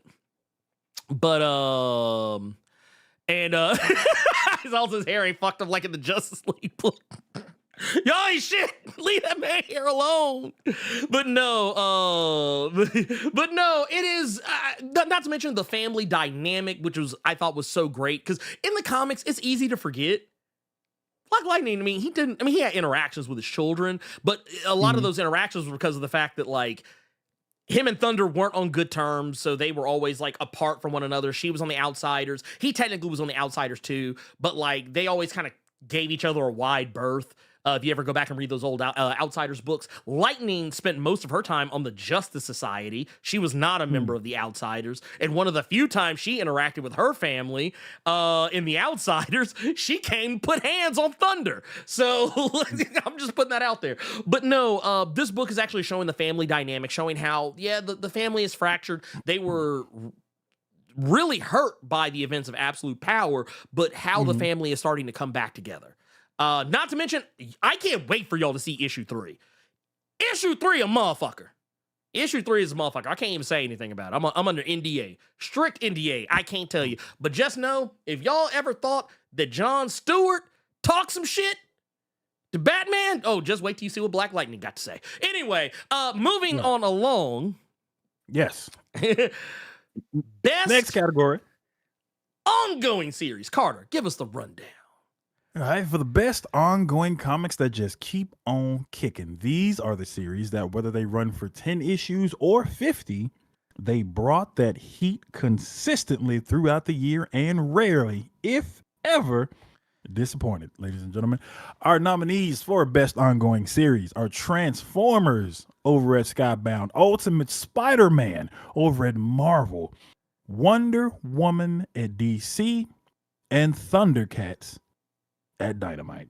Ladies and gentlemen, the winner of Best Ongoing Series for Blerd Awards 2024 is, to the rage of everybody, Ultimate Spider-Man, ladies and gentlemen. Jonathan Hickman, Marco Cicchetto, and David Messina on art, Matthew Wilson on colorist, Corey Petit, and Joe Sabino on letters. Now, we said it several times. There are going to be a lot of these that piss you off. Come next year, the only people that need to be pissed off is going to be yourselves. But as it stands right now, you all can be angry. You all can be upset. But Ultimate Spider-Man is the book you all had been begging for several years now. You all know good and hell well that is the book that you all have been clamoring for, you have been harassing creative teams for, and now you got it. And in my opinion, now that we do have it, I've been enjoying it. Every single solitary issue has been great. This new Ultimate Universe has been hitting so far to me with the books that I have been reading. And when it comes to Jonathan Hickman, now I can see what all the fuss was about. Because I haven't read a single issue of this that I would call mid, that I would call bad, that I would call boring. I'm invested in each and every character and not just Spider-Man. The art has been fantastic every single solitary time. The twists that they have done to tweak this Ultimate Universe from the other Ultimate Universe has been great. And the most important thing, no fucking wreck rap. This book is goated. Well, I will say this. I actually went back because I was behind on Ultimate Spider-Man. I went back and actually read. Mm-hmm. I went back and read, and I was like, you know what? I dig it. I dig it. And I mean, yeah, it was, I think at the time, as far as Peter Parker Spider-Man goes, I think it was the better of the two Spider-Man books that were running at the time, not including because that was actually another thing that, once again, it just goes to show how many good comics came out, not including Spider-Men. And then you get over to the Miles Morales side of things. I'm like, yeah, you clearly got the better Spider-Man book over there. Excusez-moi. In terms of Miles Morales. But Ultimate Spider-Man, like I said, it tells a story like, well, to me, it is very familiar. It has been coming up with some neat little twists and turns as the book is carried on. It kind of won me back over. Because initially I think I started out being really into it. Then I kind of fell off and I was like, oh, okay, you know what? That was kind of where the dig about, rarely if ever. But yeah, that was where that one was. But yeah, Ultimate Spider-Man, I will definitely say, especially out of the current Ultimate line, because there have been some books in the Ultimate line that have kind of come up and down for me. Yeah. But I will say, having gone back and caught up on everything, because that was actually another reason why I was up late, is because reading comics takes time. Yes, it does.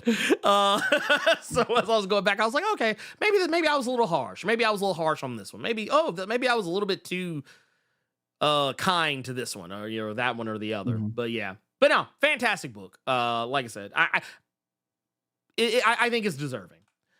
Our next one, because we talked about ongoings, now we're going to talk about the best limited series. Yes. For the best limited series that might not run for as long as we like and keep us wanting more. But damn it, they are so good we won't even hold it against them that they snuck out in the middle of the night. Your nominees for best limited series: Dark Knights of Steel, All Winter over at DC. Gotcha Man Galactor at Mad Cave. We got the Penguin over there at DC, and Joseph Gordon-Levitt has made his appearance at the Blerd Awards 2024 with Cobra Commander over at Skybound Image. The winner of Best Limited Series, undoubtedly, without question, is the Penguin. Tom King is writing this bad boy. Rafael De La Torre is on art. Marcello Mialo is on colors, and Clayton Cowles doing them letters. Fantastic. This was a book that, to a lot of people, I'm pretty sure, had no business being as good as it was. This is one of those cases to where this is clearly a book that came out just to keep eyes on that character, so more eyes could subscribe to Max and more eyes could be watching the Penguin series until you read it. And coming fresh off of Chip Zdarsky's Mr. Pibb-esque Batman run, we have a Penguin who tries to ride off into the sunset only to be pulled back in by Uncle Sam to retake Gotham for Uncle Sam. That then leads us into some stuff. We got some retcons. We got some cheering. We got some old teams you may have forgot about. We got some characters that you may have not thought about in quite some times. We got a new way of how Batman and the Penguin interact that some people may have been shocked about, some people may have been upset about, some people may have, whoa. But all of those things sometimes can equate to a really good story. And in this case, with Tom King he done did it again. Oh, he yeah. done did it again. What Real are you quick, thinking about the Penguin, brother? This is a book that reads. It reads like a DC Black Label title, DC Vertigo title, but it is very much in main continuity. Like it is very much a Dawn of DC title. Tom King's doing his thing as he usually was. I actually think it's so funny how Chip kind of like teed up the ball, kind of teed it up for Tom King with what he was doing in his Batman series, but like it got so perfectly handled by Tom King over on his own side. Okay, look, I'll be honest with you. If you're a person if you're thinking to yourself, why would I give a shit about reading a book about a Batman villain? Here's the thing. I know we get those random Joker books every now and again, and sometimes they're good, sometimes they're not. I know we get inundated with Harley Quinn, but I'm be honest with you, man, these Batman villain books have been kind of hidden lately. I've normally not liked them very much, if at all, over the years. But Harley Quinn kind of won me over. I don't even really think of Catwoman as much of a villain anymore, but she's just a morally ambiguous character. But Catwoman's been great. Poison Ivy's been fantastic. The new Two-Face series is just heat right now. I don't like you talking about that Two-Face series since you read the newest issue and I haven't yet. You fucking like, dog. Sorry. But I'm anyway, sorry. Anyway, But I didn't no, make. Let's keep moving. I'm sorry. Yeah. But no, we had a Deathstroke series not too long ago that was really good. Deathstroke Incorporated, which I'm kind of sad that series it didn't carry on the way that it did. But Penguin came out the gate and it delivered the type of stuff that only Tom King can deliver. And he hit us with a tight 12 as Tom King is wont to do. Tom King, he gonna hit you with 12 and he gonna get the fuck on about. After Batman, he has learned that 12 is his absolute magic number. I think that's what we got here. Yeah, let's say. Oh, and I forgot. Yeah, we've had all the one bad day stuff. Yeah. And like I said, Penguin just proved, even outside of it, like if you were a person who thought that the Penguin TV series being such a hit was a fluke, I'm here to tell you this comic is proof positive. That ain't the case. That is not the case. Let's go to our next category. Yes. Best single issue, or for all y'all that don't know what that is, best one shot. Best one and done. Best hit it and quit it the next morning. For the best one shots that tell a story that just hit different. See, told you, hit it and quit it. They tell a complete story with a beginning, middle, and an end, and it leaves you wondering, why the hell wasn't this a series? Your nominees for best one shot: Thundercats, Apex from Dynamite, the DC All In special, and I hope I ain't got to tell you who that was from. Something is Killing the Children over at Boom Studios. Oh, yeah, that's a zero issue. The zero issue. And Doom over there at Marvel Comics. Whew. Ernie, who are you going for in best one shot? This is a tough one, man, because honestly, all of these could get it. For the most part, I think there's some one shots that didn't make the cut. When I was going down the list, there were a ton of one shots that could have made this list and didn't. But these, man, like honestly, Time Slide was that close. It was that close. It was that close to just like that baseball slide and be like, "Ooh, yeah, I'm still here." But no, every last single one of these was fantastic, and honestly, once again, this was like I felt like Nino Brown holding the pistol to G Money's head. Only was 4 G Moneys in front of me. I was like, but yeah, it's I'll go ahead and say this: our winner,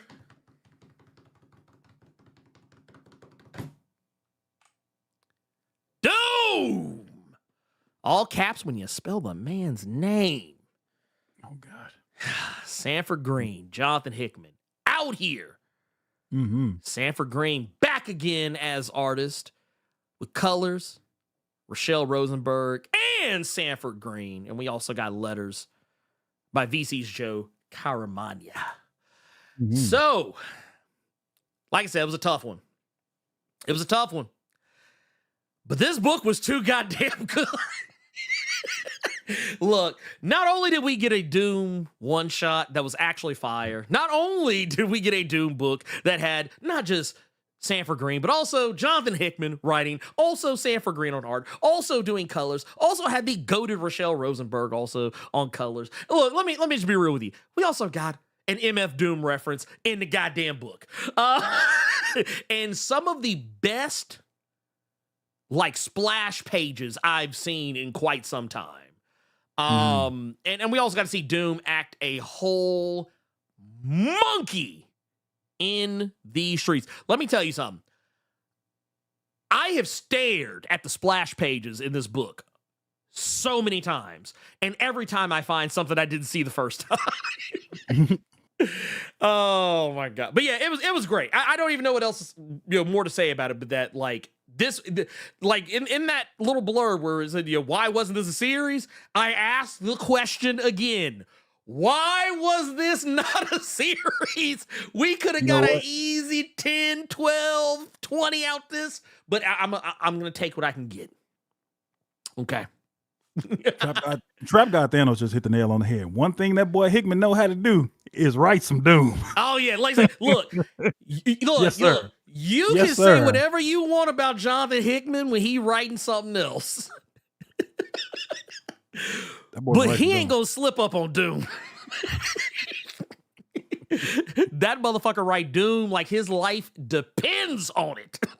And not only that, Sanford was in on the whole thing too from the writing perspective. Matter of fact, Sanford got top billing on the writing on this one, which is crazy. Which I love, because not a lot of people talk enough about how good Sanford Green is on writing duty. Oh no, he killed it. He absolutely killed it. Absolutely killed it.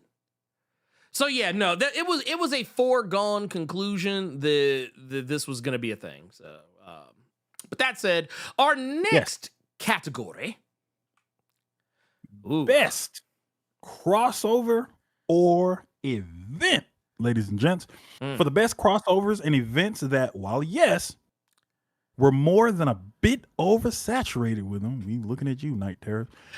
These particular events managed to bring something to the table that almost made you forget that your ass is sick of all these crossovers and events. Your nominees for best crossover and event for the Blerd Awards is Absolute Power over at DC, The Venom War over at Marvel, Superman House of Brainiac from DC, and the Gargoyles Quest over at Dynamite.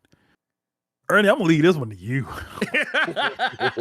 Look, man, it was a tough one because, like, once again, I know we talk some shit. I know we talk some shit about crossovers, and I know it probably seemed like on paper, and I would forgive most people for this. It probably seemed like I hated Venom War. I didn't.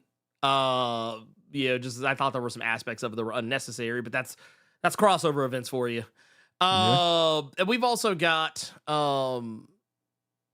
Superman, which was when we were finally getting Superman back to brass tacks after the derailment that was Night Terrors.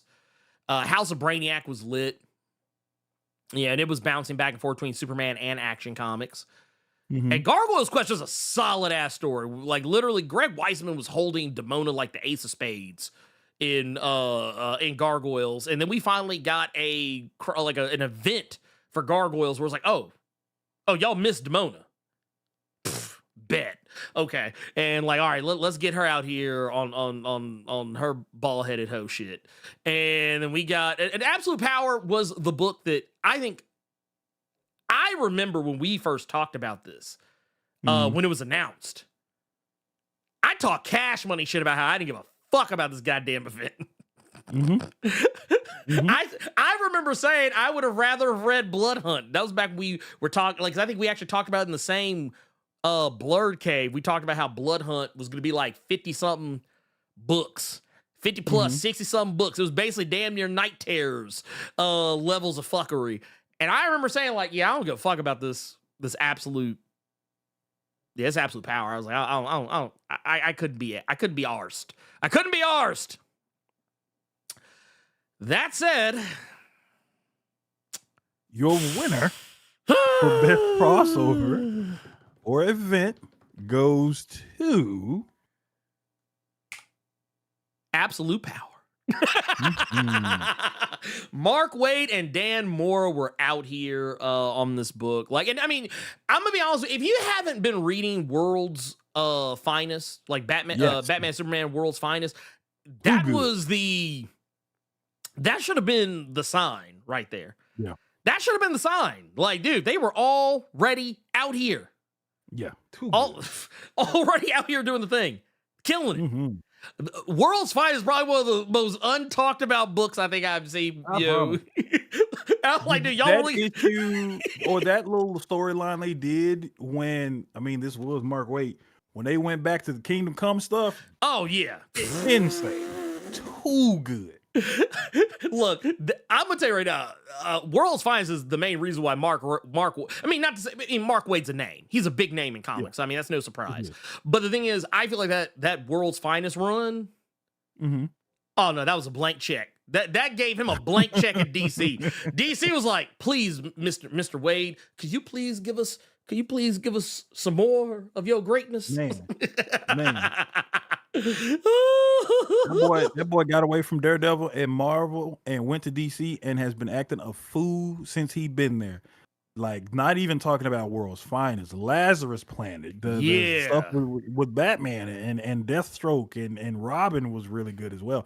So yeah, Mark Waid had been acting a fool, and then when you get the Dan Mora assist, and I know there's some people that have an issue with how Dan Mora does some people's fucking heads and hair, but that's still a fantastic artist, dude. Just coming from, I got one from Future back there. I can't just grab my shit like Ernie can just grab them goddamn books. It's too far back there.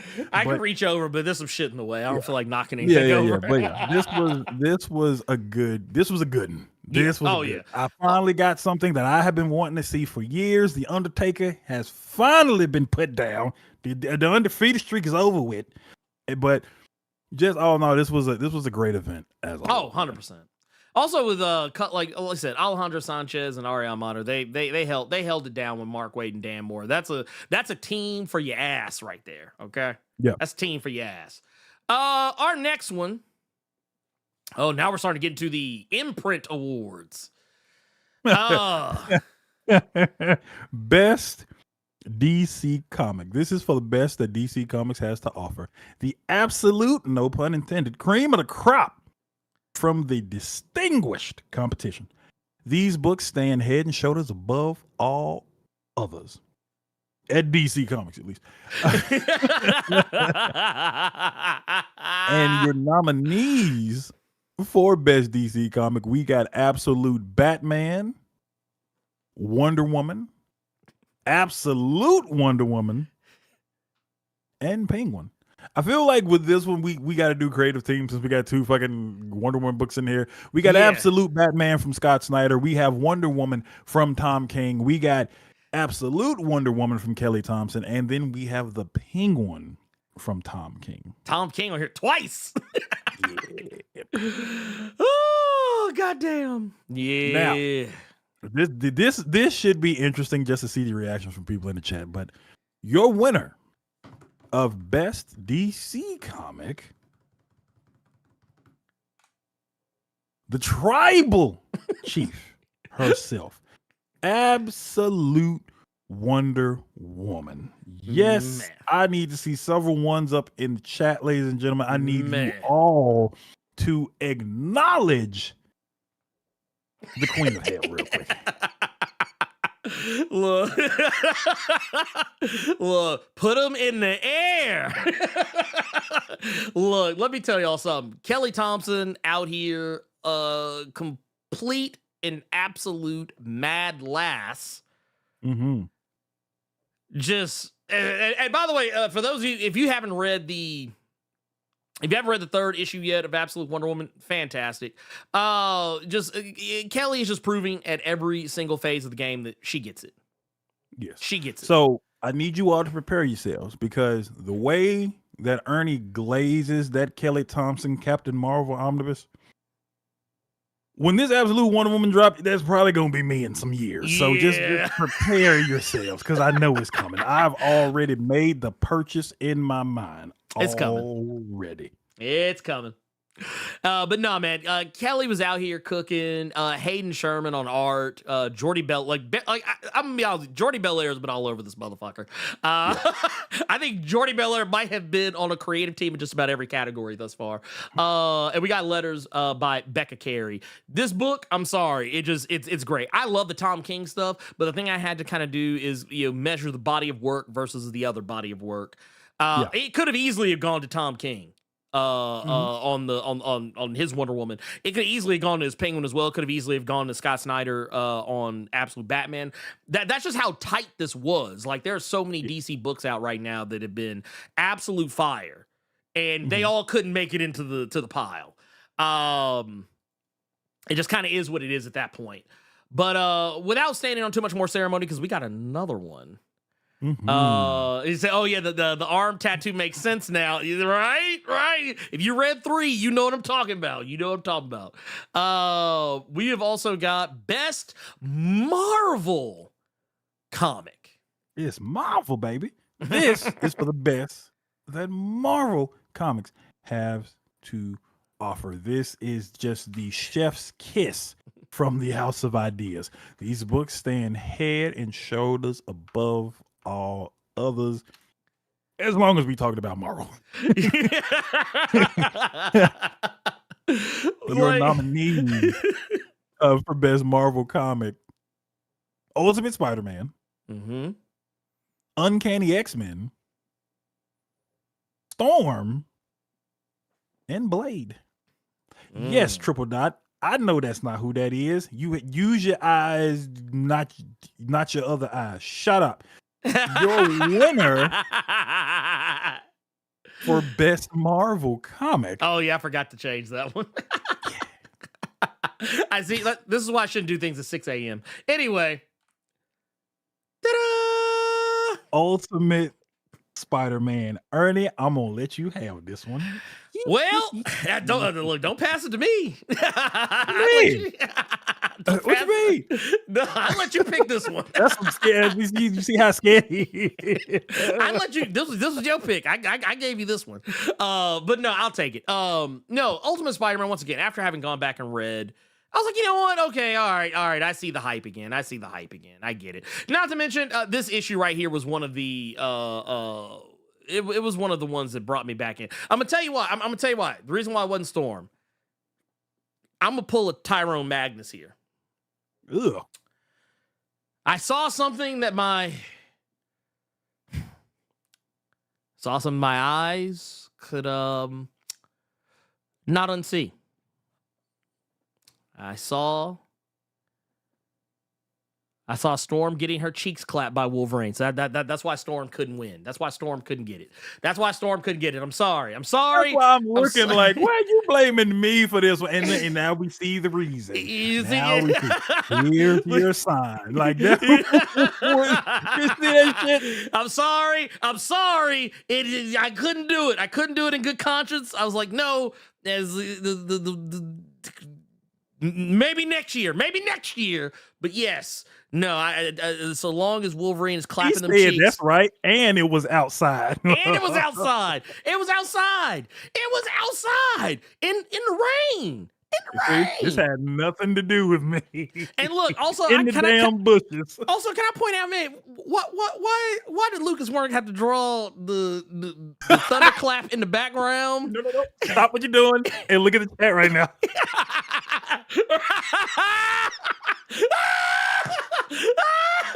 See, now I'm really about to get killed. I'm about to get killed in Aquagoon. This had nothing to do with me. This was all him. This had nothing to do with me. I said it when we were figuring it out. Oh, you gonna get it for this one. Oh, yeah. I said it. Look. This had nothing to do with you, boy. Wait a minute. Highway robbery. So look, y'all, if it wasn't clear that I'm gonna get my head split wide open, my head is gonna get split wide open. Matter of fact, it's not even gonna be Aquagun number 4. It's gonna be 4, 5, and 6. I'm just gonna spend a whole 3 issues getting toe off. I'm gonna spend a whole 4 issue, 3, 4. He might roll it over into like what was it? 7, 8, 9. Goddamn.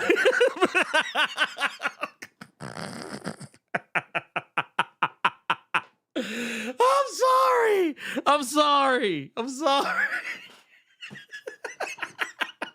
But I want to point out something, because when I was chit chatting with Mario off to the side,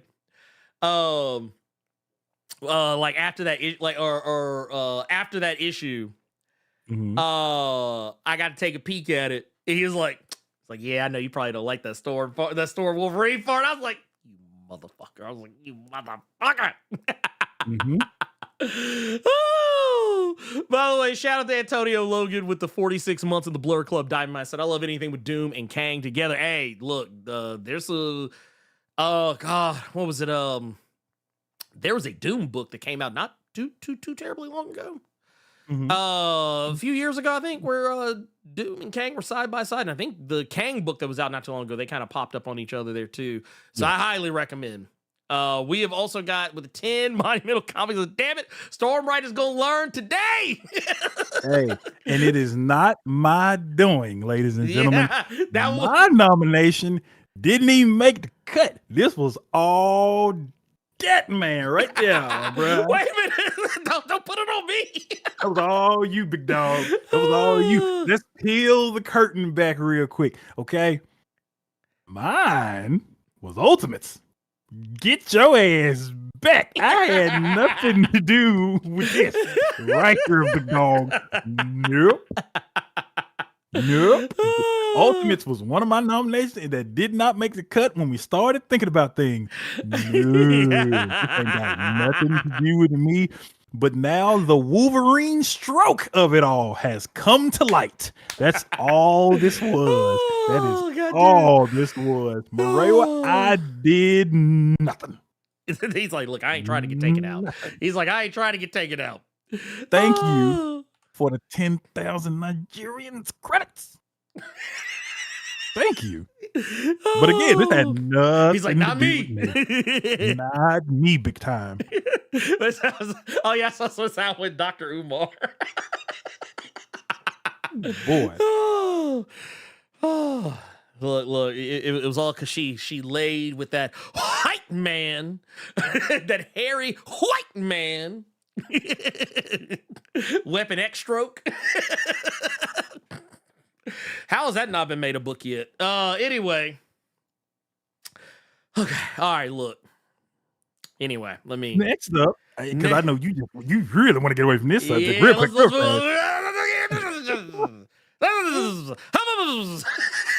Our next category, ladies and gentlemen, is the best comic that isn't Marvel or DC.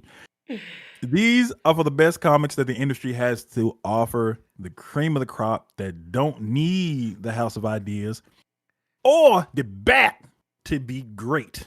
Okay. These books stand head and shoulders above all others, period. These books are why people should stop talking about Big Two, because a Big Two does not exist. Nah. With all these other companies and the quality of books that they have been dropping, that Big Two shit is over with. But yeah, that's neither here nor there. That's a different conversation. Best comic that is not Marvel or DC. Those nominees, ladies and gentlemen, are Thundercats from Dynamite, Transformers from Skybound Image. We got the Power Fantasy from Image. And then we got Teenage Mutant Ninja Turtles from IGW. Woo! Oh man, this is another, like, honestly, dude, finding finding some winner between all these, like, it's tough. It's gonna be tough. Like I said, it's a and there's a reason you're gonna see a lot of these books come up more often than not, just because, man, the heat was just that strong. So just to peel back the curtain real quick, because we're gonna give you other winner. But when we were going back and forth over this, we would say some names. Oh, okay, that makes sense. But what Ernie did, and he and I thought the exact same things. Just saying those names for whatever reason was easy to do. Mm-hmm. But when you see these books lined up next to each other like that, you're like, your whole damn perspective changes. You're like, hold on, wait. You'll. There was a point where, like, I'll pull the curtain back a little bit. So the way that we have all these laid out, I showed him to Carter, and, like, there were some moments where, like, when I would send him, like, some previews of what I had done, like, for the layouts, we would both look at me like, ooh, yeah, there ain't no way. There ain't no way. Ain't no way. I can't, like, I'm not gonna lie. There were some books that was like, you probably wondering, like, why some things were picked over others. Yeah. It's because we looked at that shit, was like, nah, actually, with the benefit of hindsight. But that said, the winner of best comic that isn't Marvel or DC is the Power Fantasy. Kieran Gillen, Caspar Wingard, who is also on colors, with Clayton Cowles doing the letters. Ernie, Unity Black in the chat just asked the question, what's the Power Fantasy? Help him out. Okay, so I don't expect a lot of people to fully know what this book is. You probably might have seen me do a couple of shorts about it, maybe in passing. But the Power Fantasy, for all intents and purposes, is an alternate, an alternate history where back in the day, like 40s, 50s, 60s, whatever, the world became the sole possessor of some of the most powerful beings in creation. Several people were born with special abilities, special powers. They gained these, these special abilities that made them head and shoulders better than everyone else. Whether it was making them, the most powerful telepath in the world, or the most powerful technopath, or just quite literally a living nuke of a super, like borderline Dr. Manhattan levels of fuckery. These people exist. And this is kind of like I know I always harp about, man, I don't care about what superheroes would look like in a real world setting, but Kieran Gillen figured out a way to do it in such a way that it actually makes sense. He's able to tie it to real world events and kind of like give some commentary. And the real question being like, okay, you were blessed with awesome, raw power that is literally the equivalent of not just one, but multiple nuclear bombs. Like, you are quite literally considered nuclear armament. You have the power to change the world. You have the power to shape the world in your image. But should you? And if you do,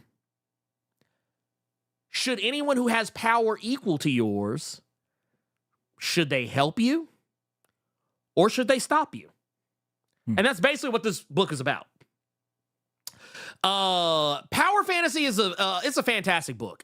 Like, honestly, it should be no shock, and I think we actually joked about this before, Carter and myself, a couple of Blerd capes ago, I think it was, that, sometimes you'll have a writer, that works at the big two, and you could just tell when they get done with whatever they're doing at, like, Marvel or DC, and they go back into the creator own field and they drop some heat, it lets you know that, yeah, they gave Marvel and DC the good shit.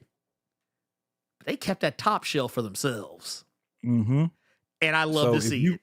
If you were someone who was like, man, this Immortal X-Men is A1. Yeah. That was the steak sauce. Yeah. Power Fantasy is the steak. Yeah. And this don't need no sauce. Like you can eat Immortal X-Men without some steak, but I mean some steak sauce help. It help. Mm-hmm. Mm-hmm. Power Fantasy don't need no, like when they sit Power Fantasy in front of you at the restaurant and they say, do you need any A1 or Heinz 57 or anything like that? You look and be like, this don't need it. This don't need it. The natural juices and flavors are sauce enough.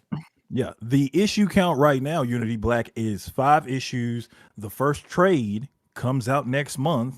Yep. And then issue 6 will be coming out in February. So you can read the first 5 now on what's that thing they can read on? I keep forgetting the name of the you know, it's so funny you say that. Oh man, it's right on the tip of my tongue. If you don't feel like driving to your damn comic shop. Global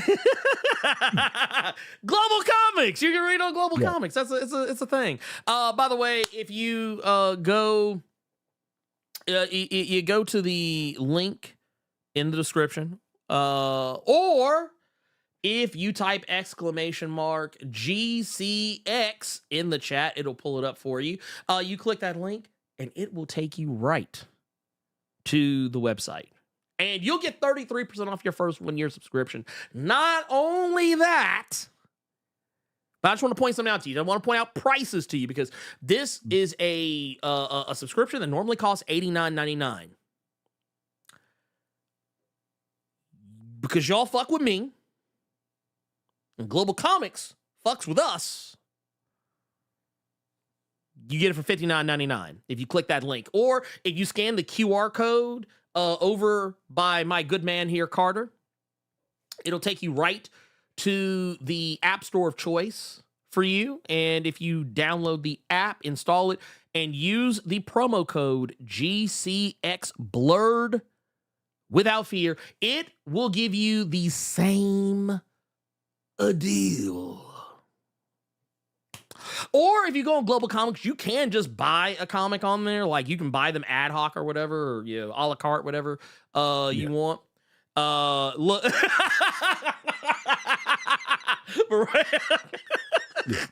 And he's not lying. He ain't no. Look. This is coming from one of the goats himself. Mm-hmm. Here, let me pull this up because there it is. Marewa Ayodele hitting us with that Nigerian against his Power Fantasy is Wagyu steak. You ain't lied. Now, I will say something to Unity Black and everyone else. One of the main characters of this book. Oh, yes. It's going to look quite familiar to a lot of you. Yes. I'm not going to say anything else other than that. Oh, yeah. Because you might see later. But we'll just leave it at that. You'll catch it immediately because of how in tune a lot of you all are. One of the main players in this story, you gonna want to go play something. Yeah, but I'm gonna leave it there. That is true. Unity Black, you just gave me a great idea, and you have no idea. Man, I need a QR code headband. You know what? I'm going to talk to Global Comics about that. The #1 headband to just be a Global Comics QR code. That is diabolical. I mean, hey, I'll rock that shit. I'll rock it. Hey, look, if it gets the word out.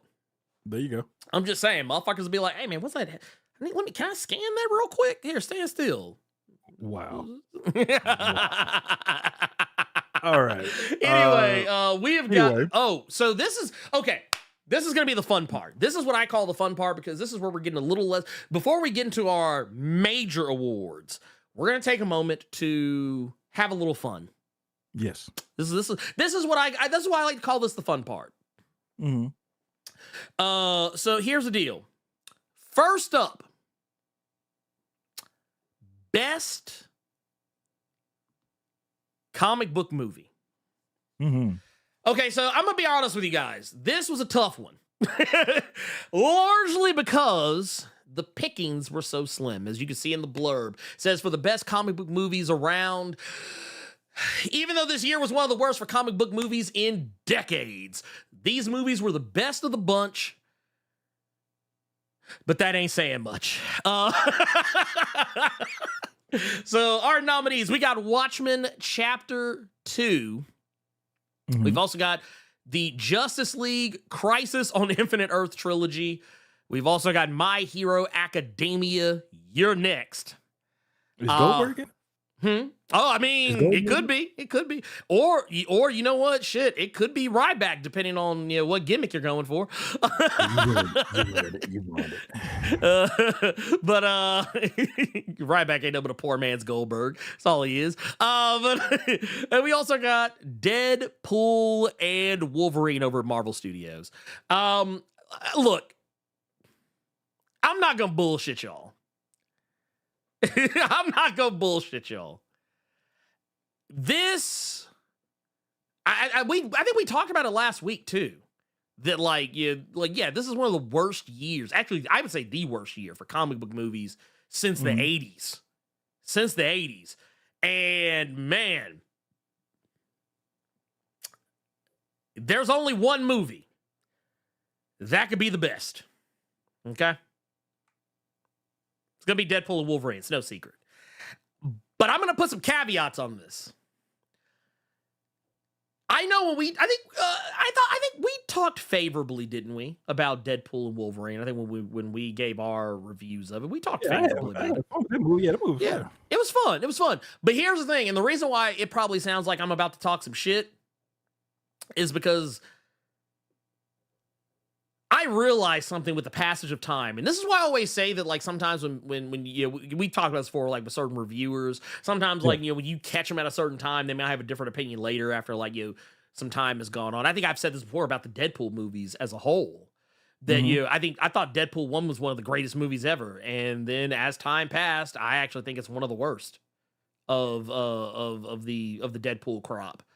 Even though there's only 3. But, I mean, I actually started liking Deadpool 2 a lot more just because it wasn't quite as crass as Deadpool. I feel like Deadpool 1 was going for shock value.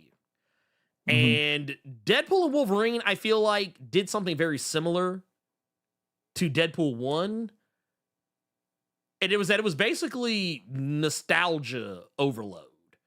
Like, it was nostalgia overload and fan service. And while that was all well and good, it was fun, I can also say I haven't watched that movie again since. There's certain aspects of it I even go back and look at. I'm like, I like that Blade was in it, but he didn't really even have to be there. It was cool to see Elektra again, but she didn't have to be there either. There were just certain characters I was kind of like, I mean, it's cool y'all are here, but I don't really care. But that said, it's the best of the comic book movies that we got. And the margin between Deadpool and Wolverine and the rest is pretty goddamn wide. My Hero Academia is probably the only one that I think was even close to it. And I actually didn't like Your Next as much as I thought I was. Like, I'm not gonna lie, I smooth fell asleep in the theater once while watching it. Also, probably the fact that I could tell they were watching it on Plex. I could tell based on the subtitles. But yeah, this one was director Sean Levy. Ryan Reynolds, Rhett Reese, and Paul Wernick were the writers. And of course, Ryan Reynolds and Hugh Jackman, Emma Corrin, and a laundry list of other motherfuckers starred in it as well. But yeah, it was like I said, I would not consider Alien a comic book movie. That is no. Just because Alien has comics doesn't make it a comic book movie. I wouldn't do it. I wouldn't do it. I would personally not go there. Carter, did you want to give any thoughts? I really enjoyed Deadpool and Wolverine. That was one of the ones that we both saw in theaters because we reviewed it. I don't really have anything negative to say about it. I will say that I'm putting this film in the same spot I'm putting was it No Way Home that had all the Spider-Man? Yeah. No Way Home. No Way Home. Yeah. I'm putting Deadpool and Wolverine in the same category as I would put Spider-Man No Way Home, where a lot of you all praise No Way Home, but if we can just keep it a buck, if you cut that movie on, you're gonna go right to when all of them meet up, and then you're watching the rest of it at that point. That you know, that's gonna be one of your favorite parts. And I'm not mad at you. My eyes get water every time Andrew Garfield saves Zendaya. Every time. But that's why I would put Wolverine. Now watching it front to back was a great experience, but now I'm probably just going to more so go to my favorite moments in the film. Blade, Gambit getting the show out, the finally getting Hugh Jackman to put the cowl, put the mask on. You know what I'm saying? So, Act 3 is really what you're not there for Act 1 and 2. I'm sorry, you're just not. Yeah, that's probably what I'm going to do at this point. But yeah, other than that, I had fun with it. I'm cool. Like this thing, I said I haven't watched it again. I have watched clips though. Like any clips people put online where it's like those scenes you're talking about. I've seen those, but like I have no desire to go back and watch it again. Like it's weird. I feel the same way about this movie that a lot of like non-MCU fans felt about Avengers Endgame. Like if you watch, like a lot of critics that like people who just weren't really comic book movie people, but are like film critics. I remember seeing so many be like, "Oh, this movie's so terrible because you have to watch another movie to even get it." Like it was like that type of shit, and it was kind of like, if you don't have any nostalgia for Deadpool or Wolverine, this movie is largely lost on you. But that said, let's move on to our next category. Or actually, no, before we do, I want to hit up this super chat here by Don Heim. With the $2 says, how many award winners can you read on Global Comics? Ooh. I tell you what, you know what I'm going to do? I'm going to do something special. I'm actually going to go. I might do it sometime later day. It might be tomorrow. But I'll probably come up with like a list of all of the different Blerd Award winners. I might even go through. I might go through some of the nominees, but I think I'll stick with the winners because that's a less Herculean task. I'll probably go through those and make a list of the ones you can read on Global Comics. Because quite a few of them you can. I know you can read I Heart Skull Crusher, as well as Something's Killing the Children and a bunch of other ones. Like there's a lot of them you can actually read on Global Comics. But I'll try and come up with a comprehensive list. Our next one. Now this one is the one that was actually the tough one. At least in this category. Because there were so many. Really? Really? I mean, there were. But no, this one is going to go to the best comic book TV series. This is like, there were a lot of good ones. We actually so whatever comic book movies were for us this year, comic book TV was the polar opposite. Yeah, absolutely. Boy, we ate when it came to TV series. Absolutely. Yeah. Like it's like, here's the thing. I could have added more. Yeah. I could have added more. Because I mean, shit, if I'm keeping it a buck, even though it pissed me off that Invincible split up its seasons or its second season, the second part was heat. Yeah. I just wish it was with the other part. Superman and Lois is another one. Superman and Lois. Man. Yet another.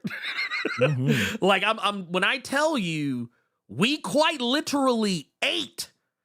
And not only that, I want to also point out something else. We had The Boys deliver what I felt was a pretty solid season, like one of my favorites thus far. And we got not one, but two amazing comic book TV shows that were coming out at the same fucking time. And that's Agatha All Along and The Penguin. And we also had X-Men 97, which was... it was basically every week it was all anyone was talking about. Yeah, the back and forth with X-Men 97 was hilarious. That was hilarious. But yeah, I mean, like I said, we got a lot. I feel like we ate this year. So this one was a tough one, but yeah, this one's for the best comic book TV shows around, whether you like straightforward superhero takes, superhero deconstructions, or even villain protagonists, this year had you covered on all fronts. Like I said before, Agatha all along at Marvel Studios, The Boys on Amazon Prime, that Penguin over from Warner Bros. Discovery, and of course, X-Men 97 from Marvel Animation. The winner is...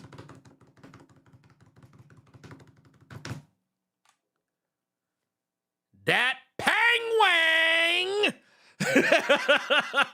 So we had, well, first off, the showrunner and creator, Lauren Frank, with her thing on this. Oh no, she ate that woman showed out. She ate on this one. Like honestly, you might start hearing her name a lot. Yeah. But also she was, of course, creator, showrunner, head writer, Nick Town, Vladimir Zvetko, Brianna Gibson, Erica L. Johnson, John McCutcheon, Shay Ogbonna, Noel Valdivia. We're also on writing duties for the episodes of the series. We also had our stars, Colin Farrell, unrecognizable as the Penguin. We also had Kristen Milioti, Renzi Feliz. Everybody is giving her flowers now. All it took was the Penguin to do it. Look, if she doesn't win the Golden Globe, man, the Golden Globes are hoed. We also had Dweidre O'Connell out here as well. So I mean, yeah, this like I said, the show was great. The show was great. But like I said, it could have gone to anybody. Like honestly, it took a lot for me to not put X-Men 97 in the spot because it was that good. But Penguin, I mean, I don't know, something about Penguin, man. Because, and I think it's probably because it actually made me almost feel bad for Oz Cobb. Almost. But also I feel like it did something. Whereas, like, we talk about villain protagonists, it did something that I feel Agatha was incapable of doing. They actually let Penguin be truly evil. Like, they let the villain be a villain? Yeah, they let the don't get me wrong. When you get to the end of Agatha all along, you realize, oh yeah, she was on some bullshit this whole time. But like, we also saw her grow to become something more than that and become a little bit closer to her actual comic book counterpart, because Agatha the comics is not normally a bad guy. Like, it had more fun with it. Yeah, it was more fun, definitely.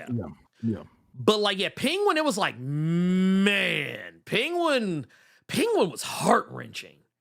That shit, like, just like at every turn, it almost felt like Oz was turning and looking at the camera and being like,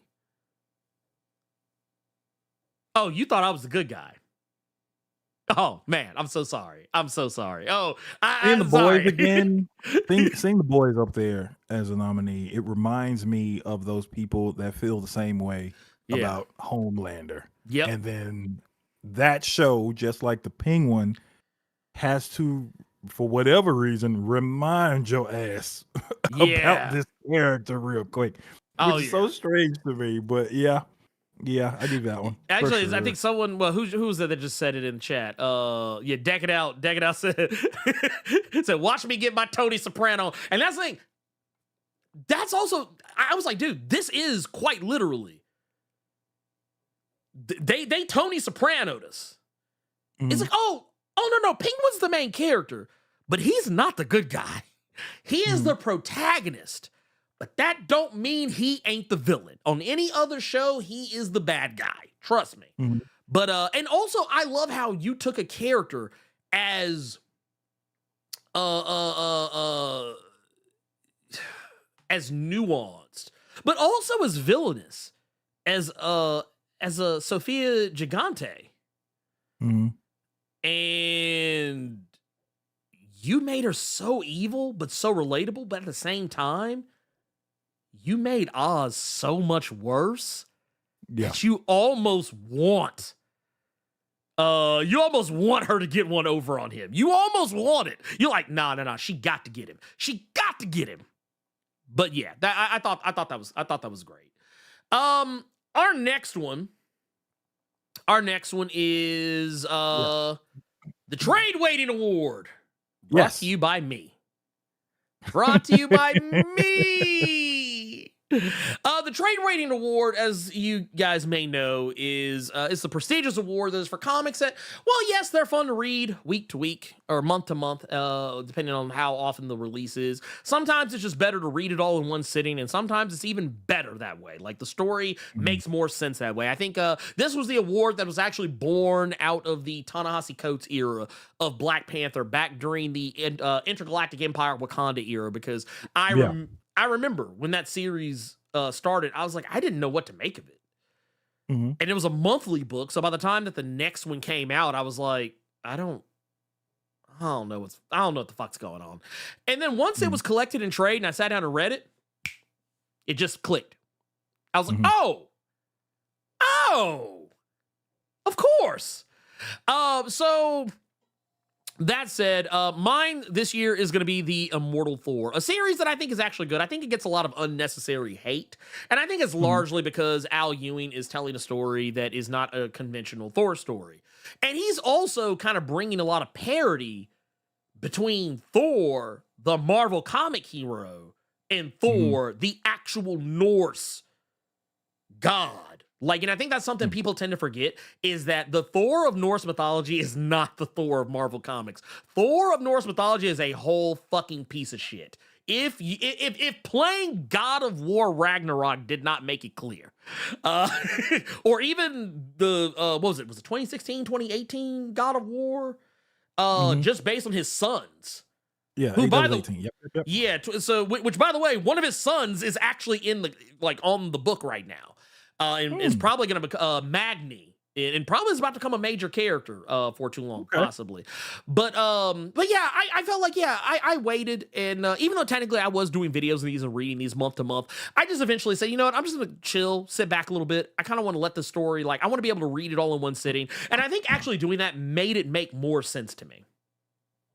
All the Roxxon stuff, and I know a lot of people didn't like how meta Al Ewing got with the series. I enjoyed it because I love a good meta plot, especially if it can be done well. And especially considering that, I think the thing people didn't appreciate about it is that Al Ewing was telling a scathing tale, criticizing the very company he works for. The comics industry as a whole, but the very company whose name is in the bottom left-hand corner in the corner box of the comic. The people who were signing his checks, he gave I'm talking about, he was boiling these motherfuckers. He was boiling Marvel. And they put the book out. I don't know. But Al Ewing, obviously, out here on this one. Artist Martin Coccolo, who is kind of quickly becoming one of my personal favorites. Colorist Matthew Wilson, who is just all over the place. He's also over on the Tom King Wonder Woman stuff too, doing fantastic work. And of course, VC's Joe Sabino on letters for the first trade. I highly recommend it. I think that it's fantastic stuff. But that said, Yes. Carter. Yes. What was your trade waiting award? Something we already talked about earlier, and I cannot stress enough how good that book is, but I could see for some people why waiting month to month for that book to come out when you have several other things on your pull list, I could see why that would be a little bit of a work. It'd be a little bit of a job that needed to be done. So my trade waiting award is going to the Power Fantasy. Booyah! Which, lucky enough for all of y'all, the trade is coming out next month. So you get to do just that. You get to absorb all those issues at one time. And the one thing that I really like about this comic is just there are essays at the end of each issue from Kieran Gillen describing just the state that he was in, the ideas that he had that maybe he couldn't put forward in Immortal X-Men, how that turned into this book, which has happened before with him. You know, with Yes. Young Avengers, that's how we got Wicked and Divine. Yep. It just is one clear-cut example. But just like the characters and story of this book will grab you, those essays will keep your attention. And he's interviewing other creators about other books that they're doing that aren't necessarily just fucking Image. He's just having conversations with people, seeing where their mind is when they're telling these stories and where his was when he was telling this one. So you're getting two really good things if you're into that in this book. And just when it comes to the book itself, it'll be interesting to see what characters you all gravitate toward, some of the actions and things that do happen, and just not knocking anything that happened in these X books, but seeing a more adult story, if you all understand what I'm saying. Not to say that those were children's stories in Immortal X-Men and X-Men Red and things like that, but no, just seeing just how we would go about certain things if we had these abilities it would make sense when you read it, or you might go to the other side and you might not necessarily agree with how that would got done. You may want to go this route. So it'll be good to see for everyone that does read that book. It'll be interesting to see where you all fall and those conversations that could be had maybe in the Discord. It'll be interesting to see. So yeah, Power Fantasy is a real good one. That's a good one. Yeah, I'll put it to you like this: Marvel would never let him write Charles Xavier the way he writing Old Boy. Marvel would never. The one thing I can say about both of our trade waiting awards is Immortal Hulk. You can go get that trade right now. You good to go. This one, you just gotta wait. It's like a week. Yeah, like a Give week. Or take. Yeah, a week. So We get some change. This is gonna be good. So I'm happy that we were able to find something that is easily available for you all to just go and snatch real quick. So yep, that's our trade rating awards, brother. Our next award was the one that I was really cracking up when I saw that was a category on here because of how we are all guilty of this. I think Ernie and I are the only ones that fucking admit it. But our next category. I'll go ahead and pull it up because you know what? It's kind of it's kind of a nice smooth transition. Yeah. The bathroom book. This is for something that maybe you needed something to do while you was in there. You may have forgotten your phone in the other room. You forgot that you laid that down on the stall. Maybe you laid it down because your sink is real big and you just need something to do while you're sitting there waiting for whatever happens to happen. And for this year, our bathroom book is going to the Power Fantasy. Ernie, you want to go? You want to go? Well, he said the Long Haul Award. I mean, yeah. Well, I mean, we got a couple. So, we've actually got a couple here. So, this one, we've actually got two this year. We've got the Bathroom Book Award for the Power Fantasy, but we have also got the Department of Truth there as well. So, let me tell you this real quick before you go. LL Melvin saying legs going numb on the toilet. True story. Yes. That sure as shit happened with the Department of Truth screen, not in the bathroom. Look, let me tell you, I'm not trying to tell too much on myself, but I was reading this motherfucker, not only was I reading this, the actual physical book, but this is also on Global Comics. And so if I didn't have this physically in my hands, I had my phone in my hands, was reading it that way.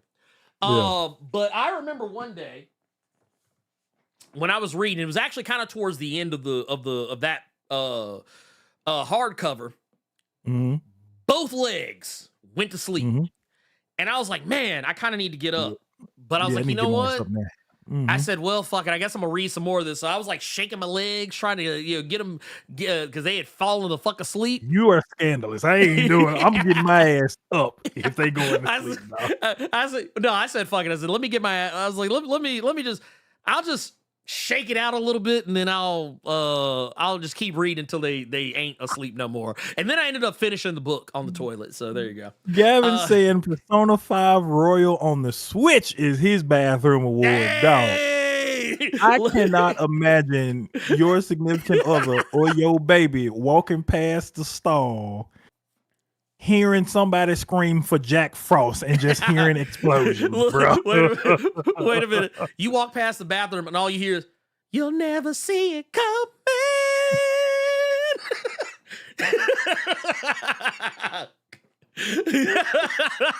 That is wild.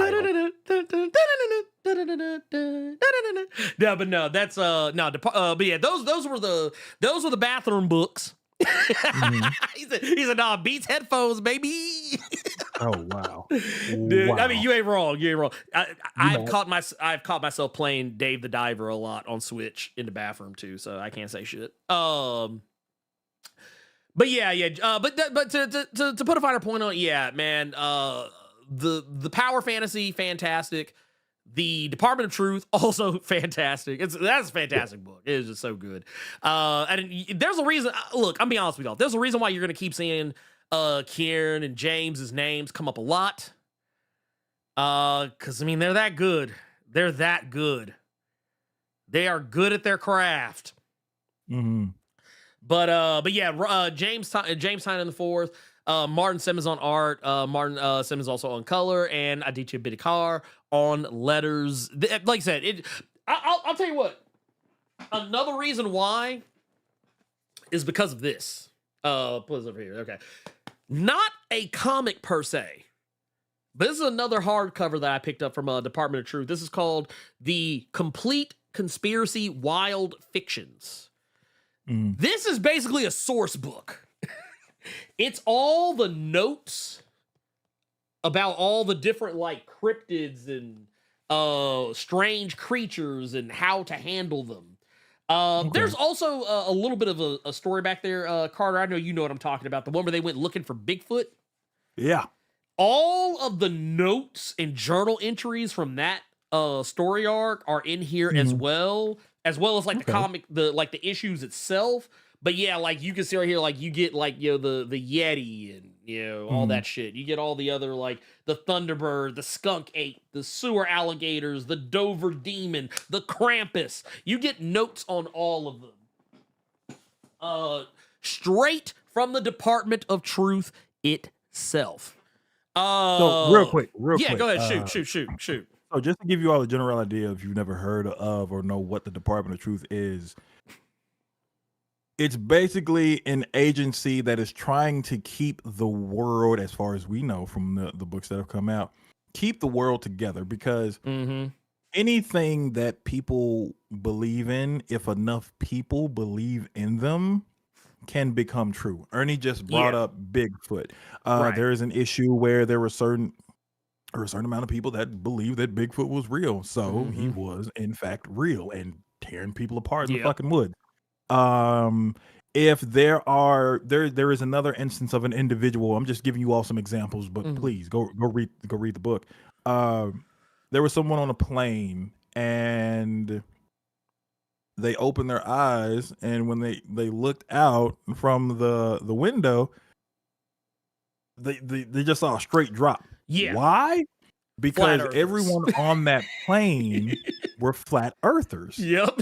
So because all of them truly believed that the earth was flat, he went to the literal end of the earth and freaked him the fuck out. So just to give you an idea of the kind of stuff that is in that book. And it's an agency, like I told you, that is looking to stop those things from going too far.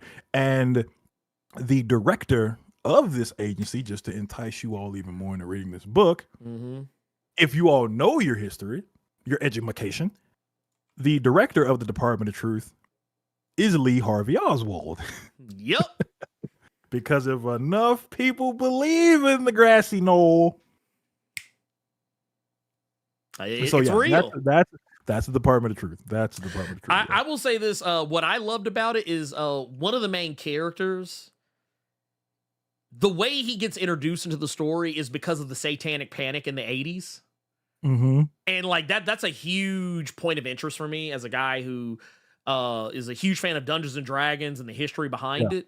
And like when they're talking about secret satanic rituals and James actually goes very deep. James actually goes very deep into the lore and the history. And by the way, you bring up the whole Lee Harvey Oswald. That's the reason why there is a JFK on the cover of the trade. But yeah, like it's so good. I actually I've been meaning to do a video about this book for a while just to glaze this book up even more because I feel like way more people should be reading it. But we'll get to that eventually. Like, I've just been really behind on a lot of shit. But yeah, it's definitely it's got a lot of roots in SCP, but also just general Men in Black type shit. And like, you can tell James did his homework. You can tell he did his homework on government conspiracies, both new and old. It's good shit. It's very good shit. Let's move on to our next one. This one, I think, is one that you and I both kind of were in unison on, I believe. Let's see. This one, comics that surprised us in 2024. Absolutely. And that's going to Dynamite's own Space Ghost. Yes. Yes, absolutely. Yeah. Space Ghost was the book that, like, I remember when it just kind of pulled the curtain back just a little bit. Also, shout out to Devontre out here who's been putting a lot of the here, and I want to put this up right here. Devontra's been out here doing the Lord's work. Here, there it is. Putting a complete thread of Global Comics awardees in the Discord. So once again, link in the description. And I think if you are on the Twitch side, you should be able to do like !Discord. I think it should pull up a link to the Discord. But if not, I'll put one in there for anyone that needs it. But yeah, shout out to Devontre out here doing the Lord's work. But I remember, so a lot of the times, like a lot of these interviews you see me do, a lot of the times it's basically the good people at Dynamite, namely Amy Rainiello, hit me up and be like, hey, do you have any interest in this? Or, hey, we got this book coming up. Do you want to do an interview with any of these people over here? And, she'll kind of give me like she'll give me my pick of the litter. She'll give me my pick of the litter. And it's very rare that I say, I don't know if I've ever said no to any of the interviews that she's offered me, really.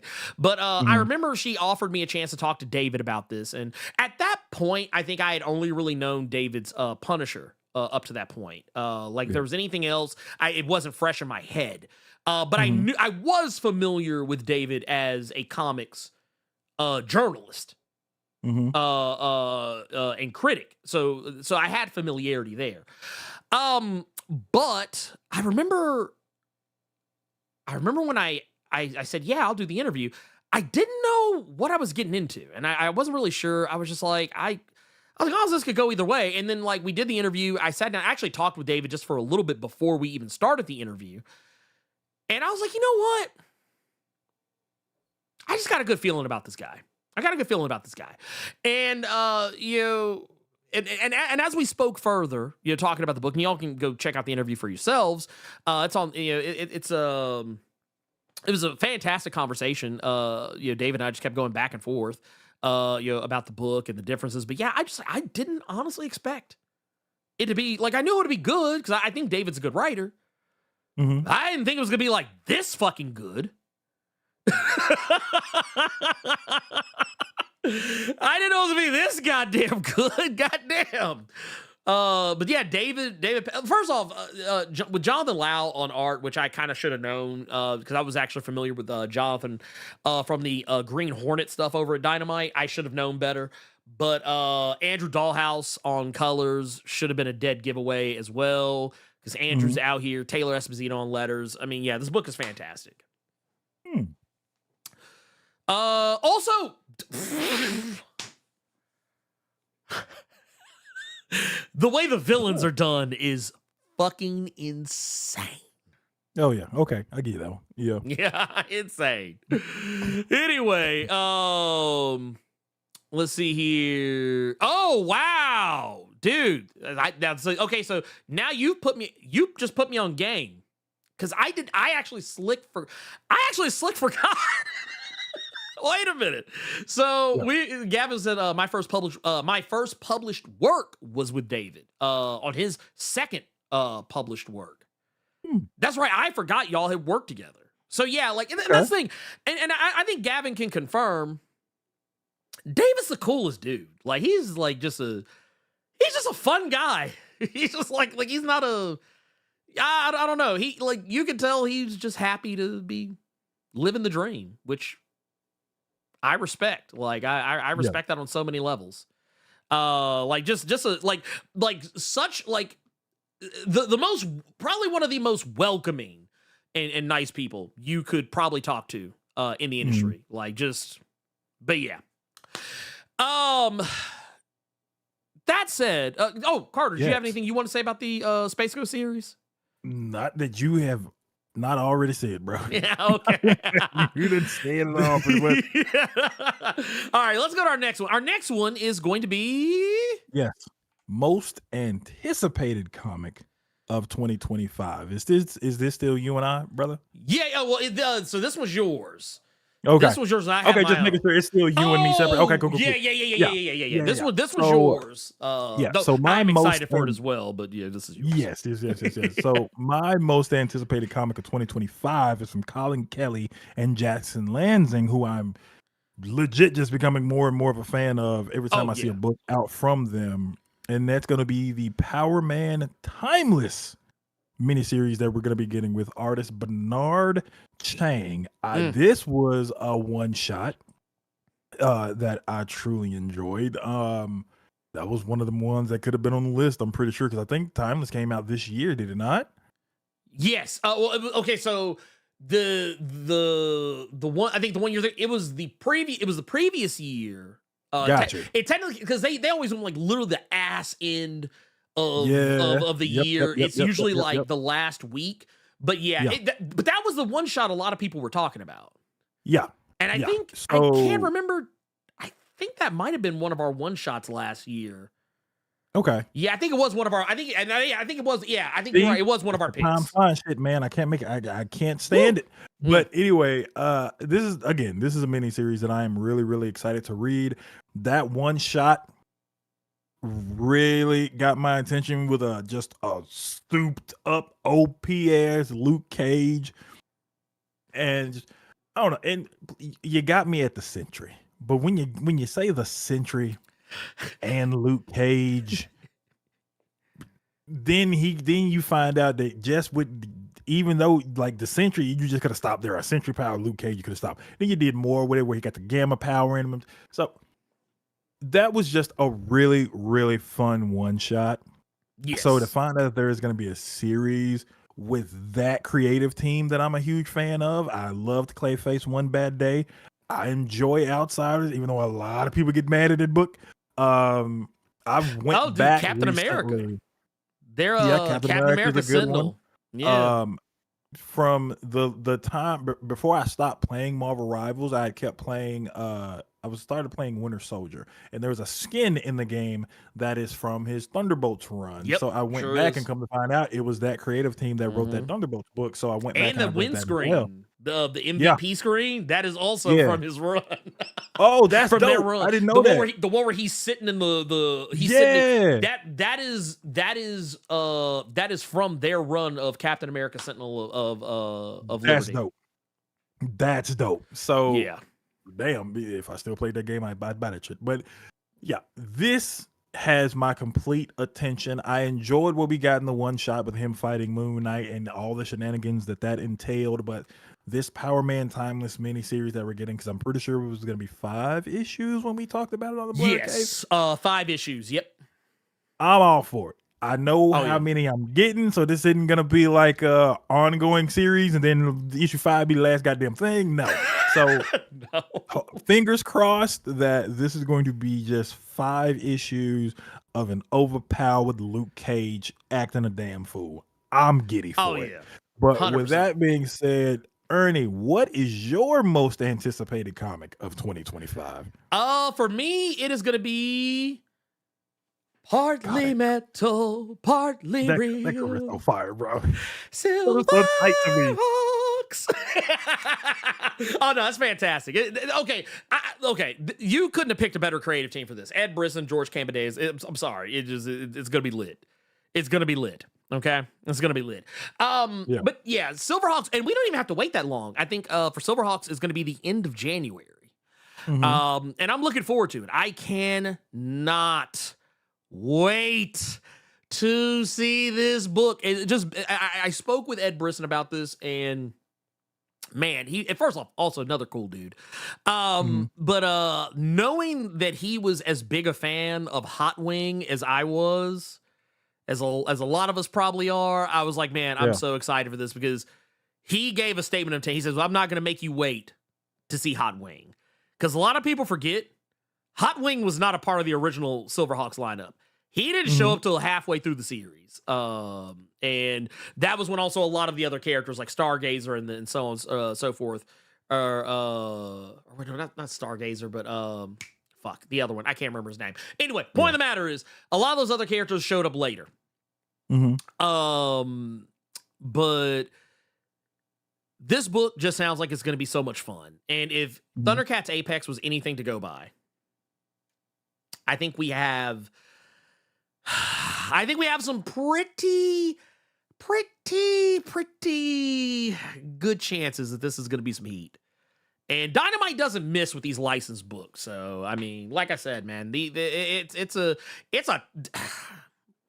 man, y'all have no idea. Y'all have no fucking idea. But yeah, this book, definitely what I'm waiting for. And any future shenanigans between the Thundercats and Silverhawks or anything else. Like I said, I know some people are like, oh, does this mean we're going to get Tiger Sharks? Okay, look, wow. You got to buy this first. Gavin said that his second published book was with Ed. See? That's what I'm talking about. That's dope. So look, dope. I find it so interesting. And literally, I want to make this clear. This was not planned. In a row, we have literally talked about doing Gavin's back-to-back published works. That's dope. Hey, I'm just saying, all right, I'm just saying, let's put it out there. Look, if that doesn't tell you, look, y'all need to put some respect on Gavin's name, all right? Yeah, put some respect on his name. Oh. But let's go to, this is our next one. Yeah. This is our next one. And this is where we're gonna start getting into our. This is tough. This is like I said, this is the toughest one because there were so many artists out here that were kind of doing the Lord's work. I'm sorry. Just they're like, I'm gonna be honest with you guys. I'm always seeing someone with some smart aleck ass remark in the comments on some of these videos. Oh man, this art's ass. Or this art sucks. I don't know what the fuck y'all are looking at sometimes. I don't know what the fuck y'all looking at sometimes. I have not I don't think I've seen too many comics in the last decade. Like, are there some comics that have art styles that I don't jive with? Of course. Yeah, there's of course. But to say bad, that's why this one is kind of an impossible task. Like, I had to, this was one of those, like, I had 20 different artists that could have been on this list. Okay? Yeah. Wait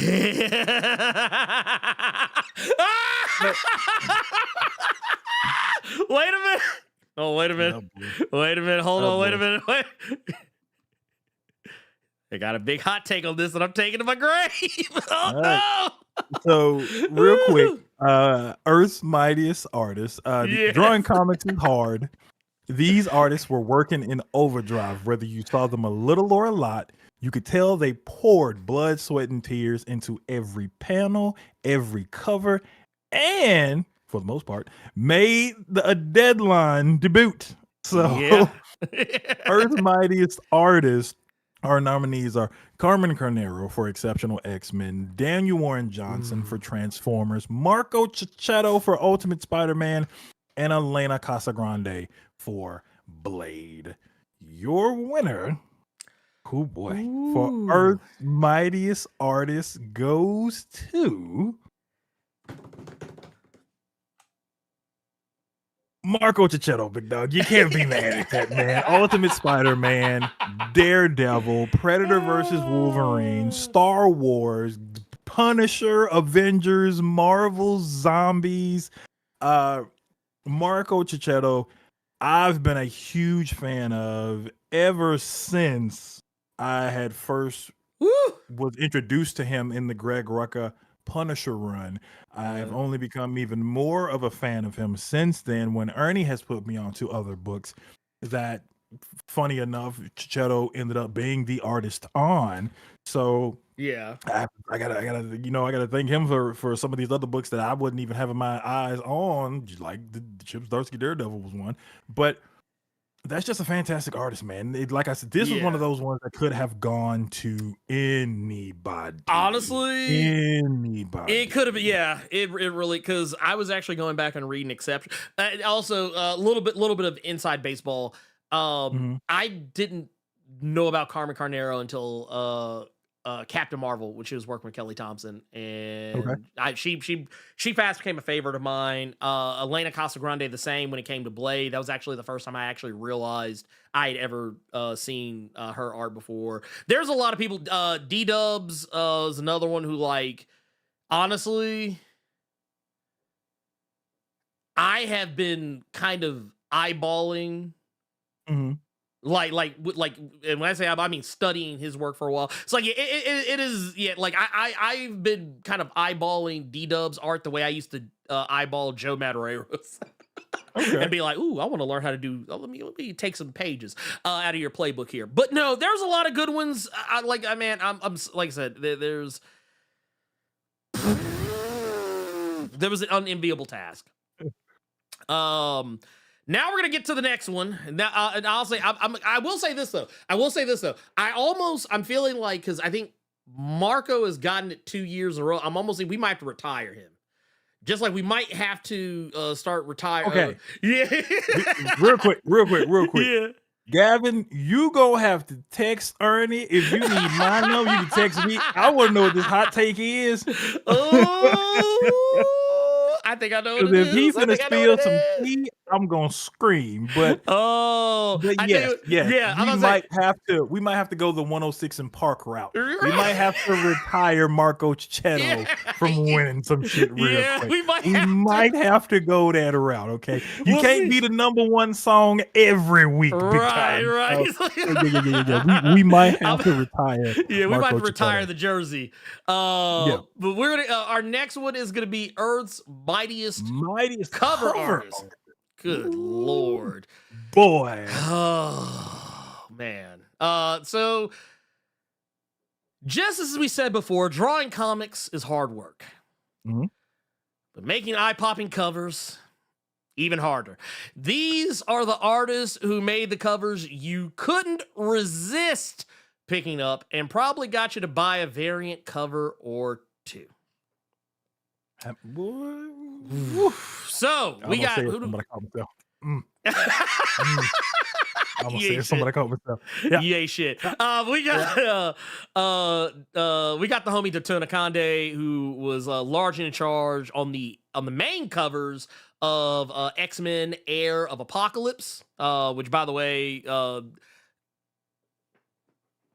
gonna say it. The only good things about those books was Dotun. Dotun was actually, there was a lot of motherfuckers that only bought that book because of him. So let's just go ahead and put some respect on his name. Excusez-moi. We've also got Marco Cicchetto again with Ultimate Spider-Man. We've got Daniel Warren Johnson with Transformers, because even though technically he stopped doing interiors, he still does the A covers for the books. And then we've also got Alex Ross, Immortal 4. Oh man. Oh my God. Your winner. Because I got something I want to say as soon as we do this. Okay. So that's why I want to get it out of the way kind of fast. Yeah. Earth's Mightiest Cover Artist Award goes to who else but Alex Ross. Now, the reason I wanted Ernie to go ahead and pull up this winner is because of, I know this is going to hit a lot of y'all in your wallets. Maybe several of you. How many of you all got angry every single solitary time your ass bought an issue of that John Ridley Black Panther run, knowing good and goddamn well that book wasn't worth the paper it was printed on, but Lord Jesus, those covers were fantastic. You got tricked. You got tricked. Well, I mean, here's the thing. Alex Ross is another guy we might have to retire because it's almost unfair sometimes. Yes. Put Alex Ross up against like he. You know what we're gonna do? We're gonna have to give him the Lifetime Achievement Award, and we have to give the Blerd Lifetime. We're gonna have to hand out some of those here soon and be like, all right, that's it for you. That's it for you. You've done all you can do. You have done all you can do. You cannot do. You made no your point more. several times over. it's like, all right, goddamn it, all right, damn, go on. Yes. let somebody else win. This man out here trying to be Crash Holly, the 24/7 champ. But no, our next one is going to be Earth's Mightiest Writer. Ooh, boy. The pretty pictures are all well and good, but these writers were out here crafting narratives that made all those pretty pictures make that much more sense. You've probably harassed them online for writing the best stuff ever instead of your headcanon. I'm just saying. The nominees for Earth's Mightiest Writer are Kelly Thompson for Absolute Wonder Woman, Declan Shalvey for Thundercats, Eve L. Ewing for Exceptional X-Men, or Daniel Warren Johnson for Transformers. So, man, this is tough. The Earth's Mightiest Writer Award goes to the surprise of absolutely nobody. Look, the woman who cleaned house at the Eisners this year. Oh, good Lord. But Kelly Thompson, ladies and gentlemen, is Earth's Mightiest Writer of the Year. She's done The Cole. She's done Captain Marvel, Powerpuff Girls, Birds of Prey with Gavin in the chat right now, Absolute Wonder Woman, and so many other books that you should be reading but probably aren't because you not cool like that. That is not me saying that. That is Ernie's writing. She also cleaned up at the Eisners this year. Again, Ernie's writing. No big deal. I mean, just saying. I'm just saying. Just putting it out there. I'm just saying. Yeah, Jerome ain't lying though. You do have the Tinder photo pulled up right now. For Kelly. So to be fair, this is the only photo of her out there. This is the only photo out there. I think if you go get any picture of me, I'm gonna look damn good. I respect it. Yeah, no, because she doesn't put very many pictures of herself out there to the world. That is the Christian Mingle pic if I have ever seen one. But and she doesn't do as y'all saw. We did the Powerpuff Girls. She doesn't do video interviews or anything like that. She just lets her personality speak for herself, which I respect. She said, "You don't need to see me to acknowledge my pen game." I respect it. Man, hey, and you know what? I respect it 100%. Yep. So all she has is the MySpace joy. Hey, that is it. and here's the thing. That's all you need. You don't need nothing else. But no, like I said, this book, the book she's put out, first off, just off the strength of the cull alone, but also she crafted, which I think, to be fair, the writers are switching up at Powerpuff Girls in the next issue or two, or maybe somewhere pretty soon. But like, she kicked off Powerpuff Girls with a bang. Yeah. Made the book feel just like the animated series. You could tell that like she was a student of the game on that. She absolutely killed it with Birds of Prey. She brought together a roster that honestly on paper, I'm sorry, fuck the Justice League. Everybody else can go to fuck home. You got Black Canary. You got Batgirl. Did you got Harley Quinn, you got Zealot from the Wildcats, you got Big Barda and Vixen. Yeah, everybody else go to fuck home. Get. You don't need nobody else. That is a fire ass team. She also said, "Oh, y'all like that Stranger Things? Oh, I got the cull. Y'all don't worry about that. Don't y'all like that's gonna be the next hit series that someone's gonna try and adapt into a fucking TV show. Promise you on that." And Absolute Wonder Woman, she said, "Y'all gonna acknowledge the tribal chief. Y'all are going to acknowledge her as the best there is, the best there was, best ever will be. She is from the island of Wonder Woman." I'm sorry, just is what it is. You can't disrespect the game. There's a reason why she was nominated for 5011 Eisner Awards this year. It's because she's that fucking good. So with our next one, Earth's Mightiest Colorist. This race. I'm just kidding. I'm not gonna hold y'all. This was one of the toughest ones because I don't think people think about color very often. And I think it's also tough because so many artists nowadays, so many people that would normally just do pencils and inks maybe, because the art game has changed so much over the years. And it's because once upon a time, it used to be the person who penciled the book probably didn't ink the book. And we kind of gravitated to an era where the person who pencils the book probably also inks it. And then we gravitated to a new era where the person who's penciling and inking the book is probably also coloring it. But these are the colorists who I feel like I saw literally everywhere, and you cannot, you can't disrespect it. You can't disrespect the game.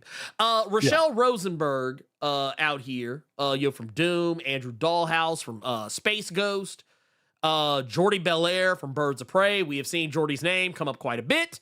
Mike Spicer on Transformers, which, by the way, I don't give a fuck what you think you saw. If you see Daniel Warren Johnson's name on something, you're going to see Mike Spicer. You're going to see Mike Spicer, goddammit. I actually went back and looked. I done seen this motherfucker on every goddamn book that D-Dubs is make sure his partner eats, I tell you. But for those who don't know, they may not draw the pretty pictures, but these color artists really complement the work of pencil artists and make the books you love sing. Sure, I'm a black and white snob, but these colorists have made me reconsider my grayscale ways, and goddammit, yes, they have. Look, even Gavin said, man, I've been trying to work with the motherfucker this year, goddammit. He's like, I'm trying to get with Mike. Jesus. I'm telling you guys right now, this was also a terribly difficult task because for some of you who may not know, I just want to give just a little bit of history real quick before we reveal the winners. Rochelle Rosenberg was on Doom alongside Sanford Green. But Rochelle is also, I think Rochelle might be exclusive to Marvel now, but I do remember not too terribly long ago, she was also doing some TMNT stuff way back. Andrew Dollhouse is just fantastic. Like, if you look, just read Space Ghost, you'll see what I'm talking about. The color in Space Ghost just pops, and it really sells what Jonathan's doing over there. Jordy, I think I saw somebody say this in the chat. Look, the art of Birds of Prey has always looked great. But goddamn, because I think a lot of people don't realize that the color is not just the color itself; it's also a lot of the effects you see on the comic. And Mike is just,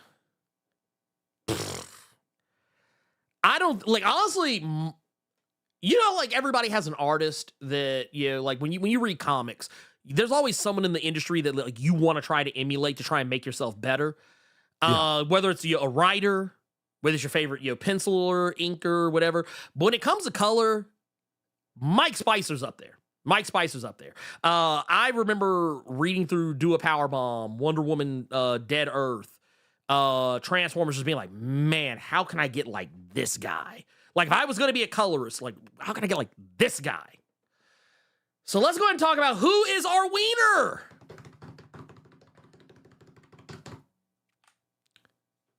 Who else would it have been? Who else? Jordy Belair, ladies and gentlemen, Earth's Mightiest Colorist of the Year. Jordy Belair has been everywhere. Yes. Look, if they ever make a biopic, that's gonna be the name of it. Jordy Belair has been everywhere. Dog, I can tell you how many books that I have read where I have seen that name so many times. Mm-hmm. I'm talking way back, and I'm talking current. Okay, so I'm gonna go further back than that because you know of a character that I was made a fan of. We talked about it like 2 or 3 Blerd claims back. But yes, it was Moon Knight, and it was specifically Mr. Knight, and Declan Shalvey was on art. Who was the colorist?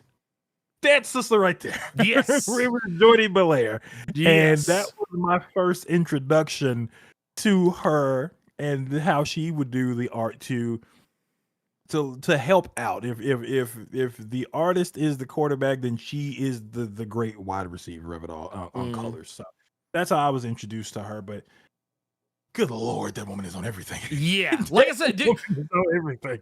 So when we were sitting here trying to figure this out, because I was like, man, I was like, let me put because for everyone, I looked up okay, what is their body of work this year? And when I looked at, like, there was no one else, I think, on this list that had quite as many credits as she had. And I started to recognize, I was like, holy shit, she is on G.I. Joe. I was like, shit, she is on Nice House by the Nice House. I was like, was she on Nice House on the Lake? I was like, oh shit, she sure the fuck was. And I just kept going down the list. So yeah, it just, I'm not gonna lie. It was difficult for me to give it to anyone else. It was very difficult for me to even consider giving it to anyone else, just based on body of work and quality of work, while having so many open projects. Because I think that's another thing that I think fails to get taken into consideration a lot of time, is that she's not just doing one book, at a time. She's working multiple titles. Yeah, and also just a clear point here from Gavin, because that's another one that I forgot to even add this on the list. But yes, also Superman 78. So I mean, like I said, honestly, I think that if you have a comic, you could only, like, if you can have a comic where Jordy has blessed your book, with her work, that to me, I'm not gonna lie, to me, it's honestly no different to me than you telling me, hey, I got Alex Ross to do a cover for me. I'm like, oh, you serious? Like, if someone came to me and say, hey man, I got so I'm like, who you got on colors?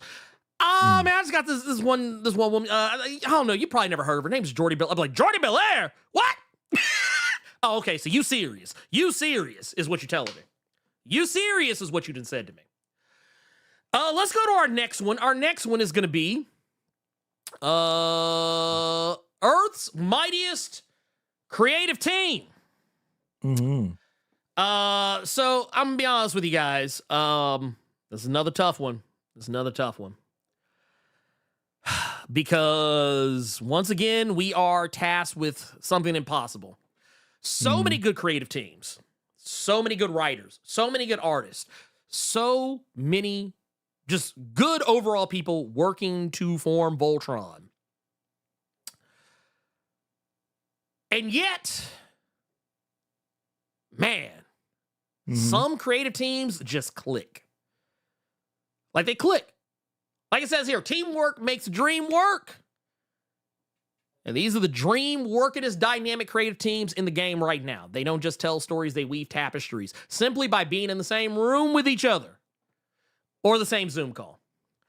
I'm just saying. So, the overall, we have got Exceptional X-Men. Which, my God, the creative team here is just insane. Just the fact that Eve L. Ewing and Carmen Carnero are on the book is insane to me. We've also got Thundercats over at Dynamite, Declan, Drew Moss and company. Like, everybody just lights out in every phase of the game. We've also got, well, duh, Transformers, Skybound Image, which Daniel Warren Johnson has added Jorge Corona to the creative team on top of himself and Mike Spicer. And we've also got Greg Weisman over on Gargoyle's Quest with Quilano. This was, like I said, this was a stacked year of creative teams. There could have been so many more on here because, like I said, the books were just singing. They were just singing.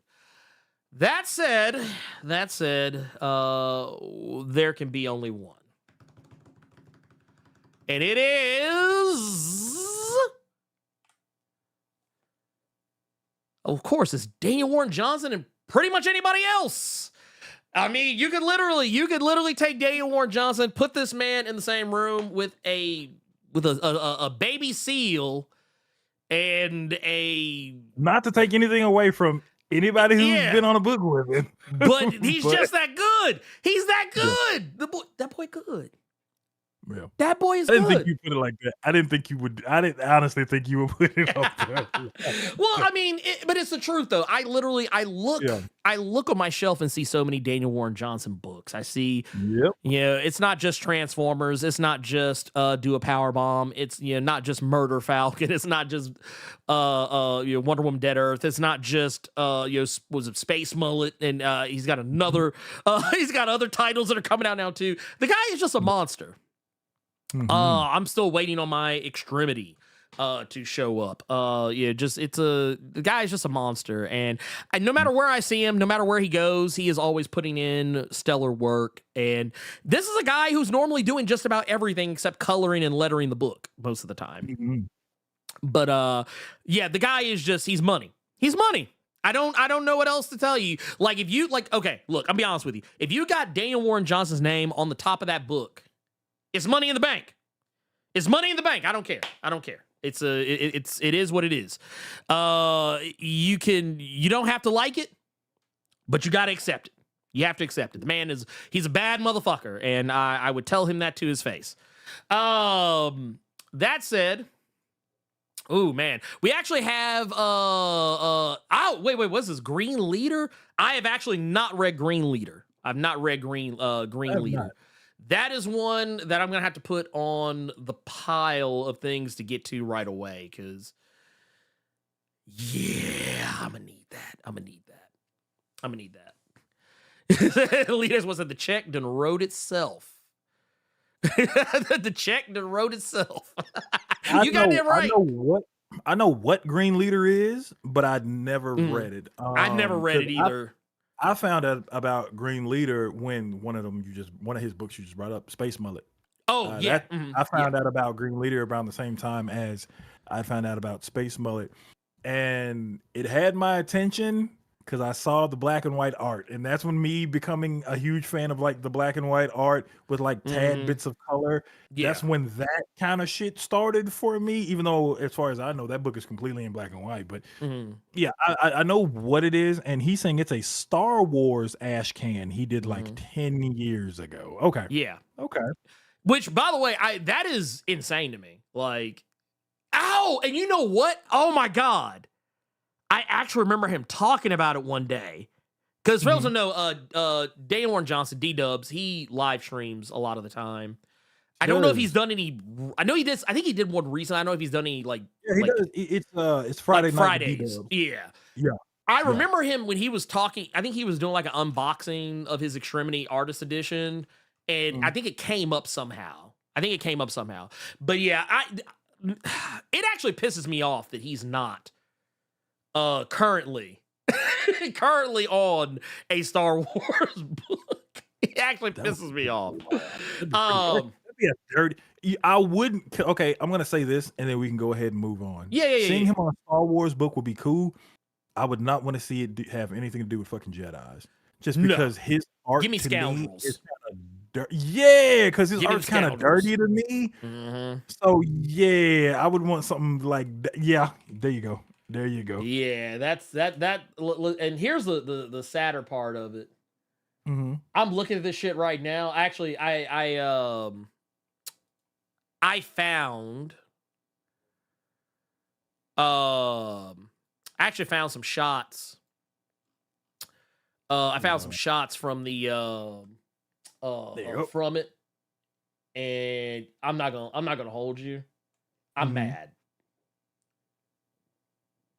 I'm big mad. I am big fucking mad that this ain't still a thing. I just want to. I'm not gonna pull up a whole lot. I just want to pull up the one. I just want to pull up the one.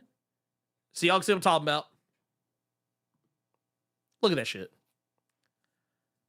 Look at that shit. Usually ash cans, to my understanding, usually aren't. But if he charged me for it, I would give him whatever he feels he is owed. I'd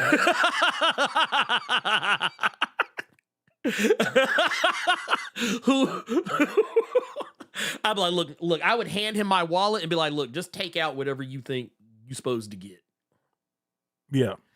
Okay. He said, Gavin said you can read it on his site, which, by the way, I do want to say, I just sent you the link. You sent me the link? Okay. Which, by the way, I need to get, that's another thing. I have one of the hard covers for Trimney Coming. I need to try and see if he still has the artist edition, because I smooth forgot. And I thought that was the one you got, the big ass giant. No. I wanted to, but at the time it just, look, man, making comics costs money.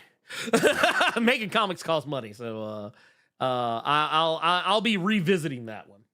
There were going to be a couple of things I actually added to the list, Carter, I forgot to tell you about. Okay, but we're going to run through them real quick. It won't take any time. These will be easy. First is going to be Earth's Mightiest shared universe. Yes. So this one is one, shared universes. They're all the rage in movies and TV shows nowadays, but in comics, it's old news. But that doesn't mean it's easy. These shared universes are the creme de la creme and prove you can still teach an old dog new tricks.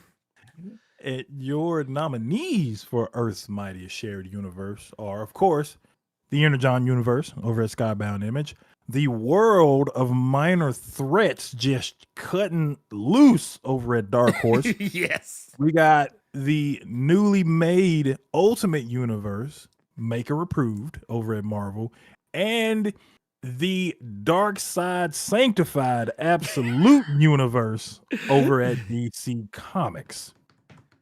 Now, the winner of Earth's Mightiest shared universe is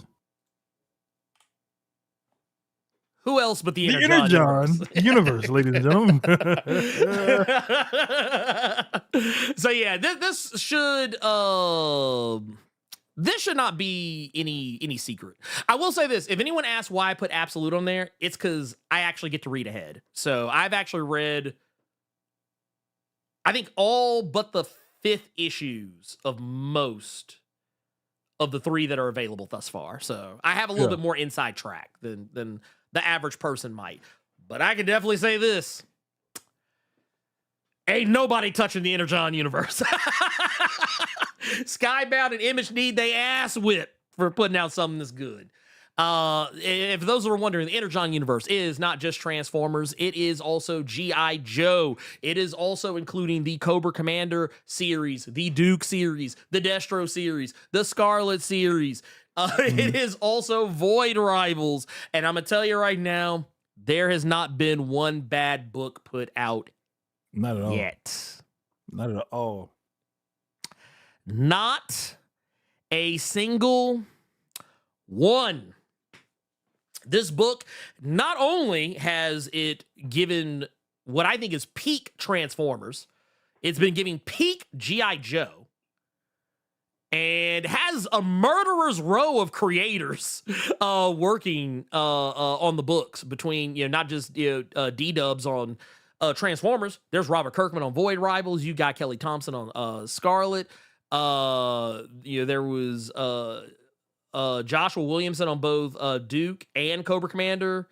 Yeah. I think was it Dan Waters that was on Destro. There was, like I said, it's insane. It's insane. Cannot make it up. Will not make it up. That said, I think we can move on to, let's see, what is, there's another one that we're going to have in here too. This is, and I actually kind of did, this one I wrestled with for a while, but our next one, Earth's Mightiest publisher.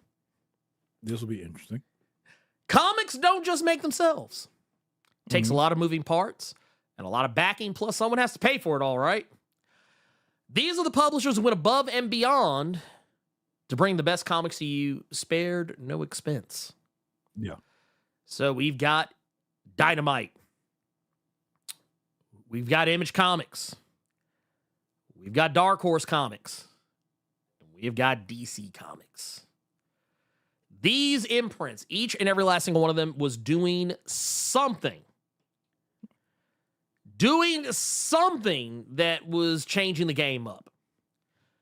Whether it was Dynamite going big on licensed properties and comics aimed at children, with the Disney stuff and the other licensed properties like Thundercats, Gargoyles for the nostalgia heads. They did the thing that I think more publishers should be doing. You should be trying to reach children because children are the future of the industry. If you do not have children reading books, guess what? You ain't gonna have a lot of motherfuckers reading books later. Image was out here in the creator-owned spectrum and honestly always consistently putting out amazing books. They doubled down on the Energon universe, this year and said, bet. Not only did they double down on Image, on the Energon universe, they doubled down on the on Ghost Machine. They doubled down on the OG Real American Hero G.I. Joe series, as well as bringing out just a ton of amazing creator-owned stuff that was just fantastic this year. Dark Horse completely surprised me in the previous year with the Minor Threats universe and came back with even more heat from the Minor Threats universe this year. You're bringing back a sequel to Minor Threats, as well as bringing in spinoffs like Barfly. And then, of course, like just doing lots of other amazing stuff, with the Cyberpunk series and doubling down on like Stranger Things, Witcher, so on and so forth. And then DC just was really out here killing it because of, the stuff that they did with the Dawn of DC initiative, where they were like, hey, let's try and get new readers on board. Let's also, come out with, while they did kind of shit the bed with Night Terrors, I felt like they course corrected like a motherfucker when it came to absolute power, and they just are doubling down on leaning into that. I think they realize, hey, we struck gold, and in Mark Waid and Dan Mora we trust. And they brought back the Justice League, and they've also been dropping fire books like Black Canary, Best of the Best, Plastic Man No More, Penguin, Dark Knights of Steel All Winter. DC has honestly been eating Marvel's lunch lately. In a lot of respects. So I'm just gonna put these all out here. That said, there can only be one true in the Earth's Mightiest category. So the winner of Earth's Mightiest Publisher goes to Dynamite. Dynamite has to get it. You changed it on me. I did. You changed it on me because I was ready to light somebody's ass up in that chat for assuming shit. Oh, and here we go. Yeah, and here we go. Well, and I'm gonna tell you what. And here, I want to make something very clear. It has nothing to do with personal relationships. It has nothing to do with personal biases. It has everything to do. Go back and listen to the things I said when I was listing off the nominees. Children are the absolute future of the industry. Any company that is willing to go as hard in the paint to try and get more young readers into the game is an imprint I am always going to be behind. But not only that, I feel like they listen.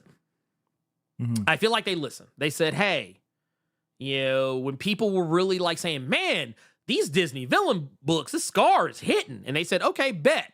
Y'all like this Disney villains? Okay, tell you what, we're going to get you. Okay, so we gave you Scar. Tell you what, we're going to get you Hades. We're going to get you Hades. We're going to get you Maleficent. We're going to get you Cruella de Vil. You guys are enjoying this. Okay, cool. We're going to keep the party going. People say, hey, man, we really like this Thundercats. They said, okay, bet. You like Thundercats? We're going to get you some spinoffs. We're gonna get you that T'Char. We're gonna get you that Apex. They've already got a one-shot planned for Pumira, Bengali, and Linkso. And they said, oh, y'all really like this old shit? Hey, tell you what, man, we are gonna bring you Silverhawks. We're gonna bring you Captain Planet. We're gonna be bringing you Herculoids. We're gonna be bringing you Ben 10, for Christ's sakes. We've got Johnny Quest on tap. We've got Space Ghost on tap. Dynamite has honestly just been out here. And yeah, one can make the argument that, oh, well, they're just leaning on licensed properties. But here's the thing.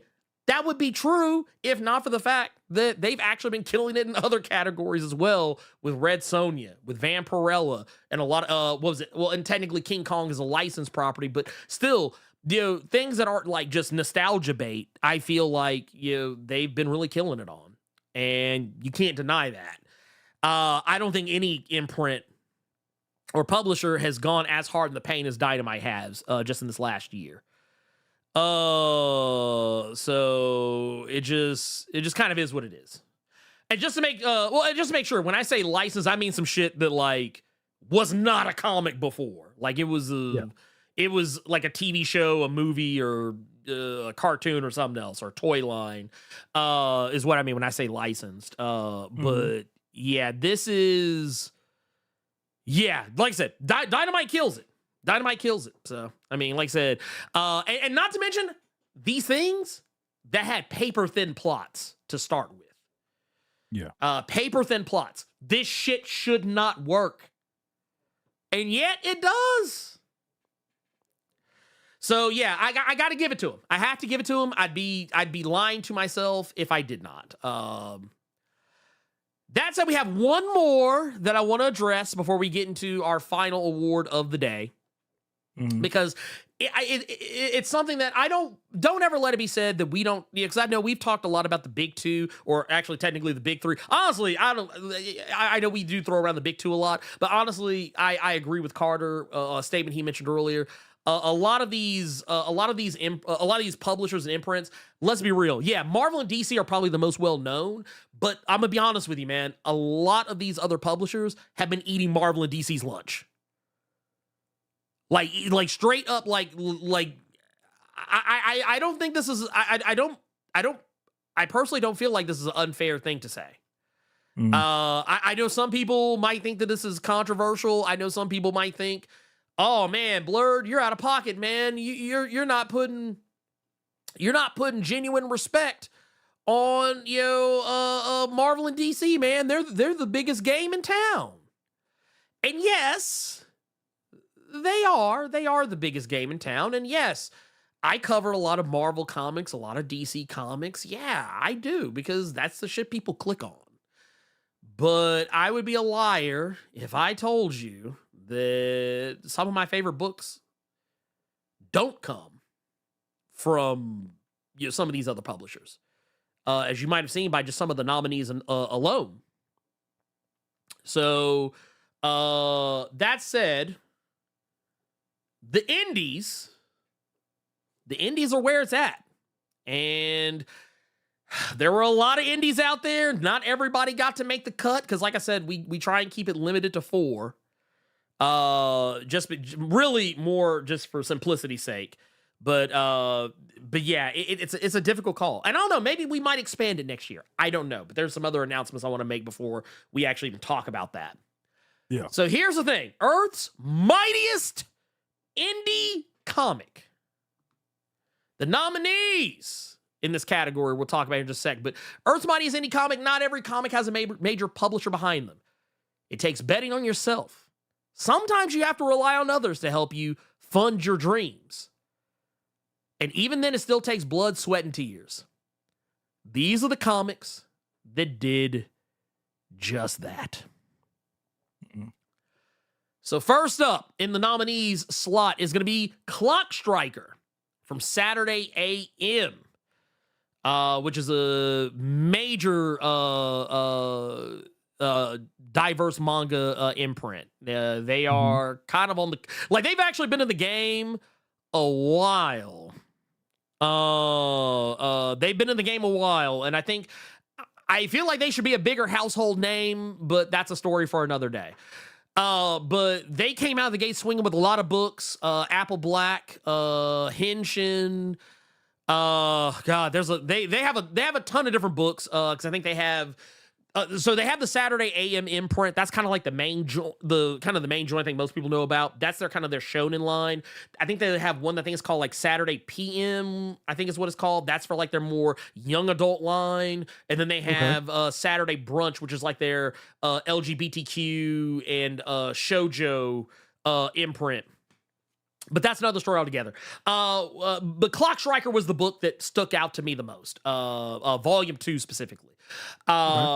We've also got Mary Tyler Mohawk, which Dave Baker, friend of the channel, has also been on to talk about the book. Yeah. This was a title that technically the book has been out for most of this year, but the hardcover for it I think is also out as well. This book is fantastic. It is something that Dave put a lot of love into to craft a narrative that speaks to a younger generation, but also can speak to an older generation. And also, I just want to put this out here. I'm not saying I'm giving him like extra points for this, but I always think it's cool when people who are otherwise of the white persuasion decide to double down on having a character of color as the face of their comic when they could just as easily have just made it some bog standard white person. I'm not saying it gives him any extra points, but it does make me acknowledge what he did with this, because he said, hey, he could have done anything. His life would probably have been so much easier selling this book if it didn't have a black or brown character on the front of the cover. But he said, fuck it, did it anyway. We've also got the Fabled Offering from Foxhole Comics, Nandor Fox Schaffer, who is also a friend of the channel. That does not buy anyone any points. A lot of these people are friends of the channel.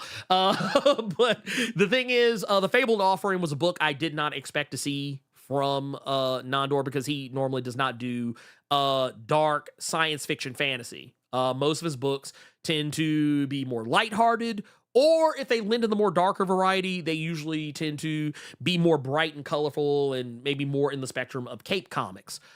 This was the most different thing I've ever seen him do, and it almost made me want to slap the fuck out of him to find out why he wasn't doing this sooner and why he's not doing more of it right now. Like, I was like, dude, this should be a series. This should be, like, it's an indie comic, but it's an indie comic that's so good, it should be on somebody's fucking shelf in somebody's LCS.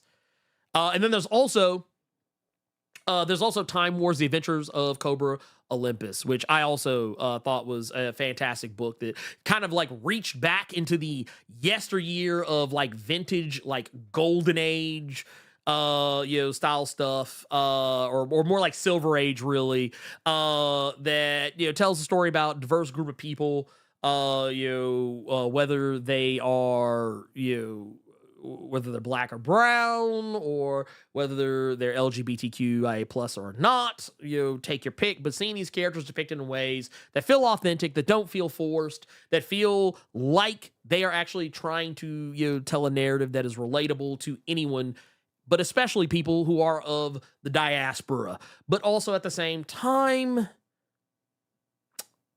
just having skin in the game with that authenticity. But that was, I believe, Bijan Agra, who was on this book. That said, let's see who is our number one.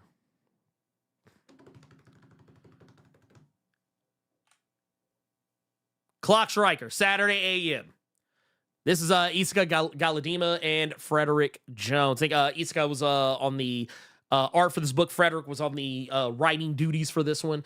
I forgot to make a note for that. But still, Clock Striker out here. For those, I don't expect everyone to know this book. I don't have two in front of me right now, but I do have one I do have the first one right here for volume 1 right here, which is fantastic. Actually, I gotta hand this over to my kid because she wants to read it.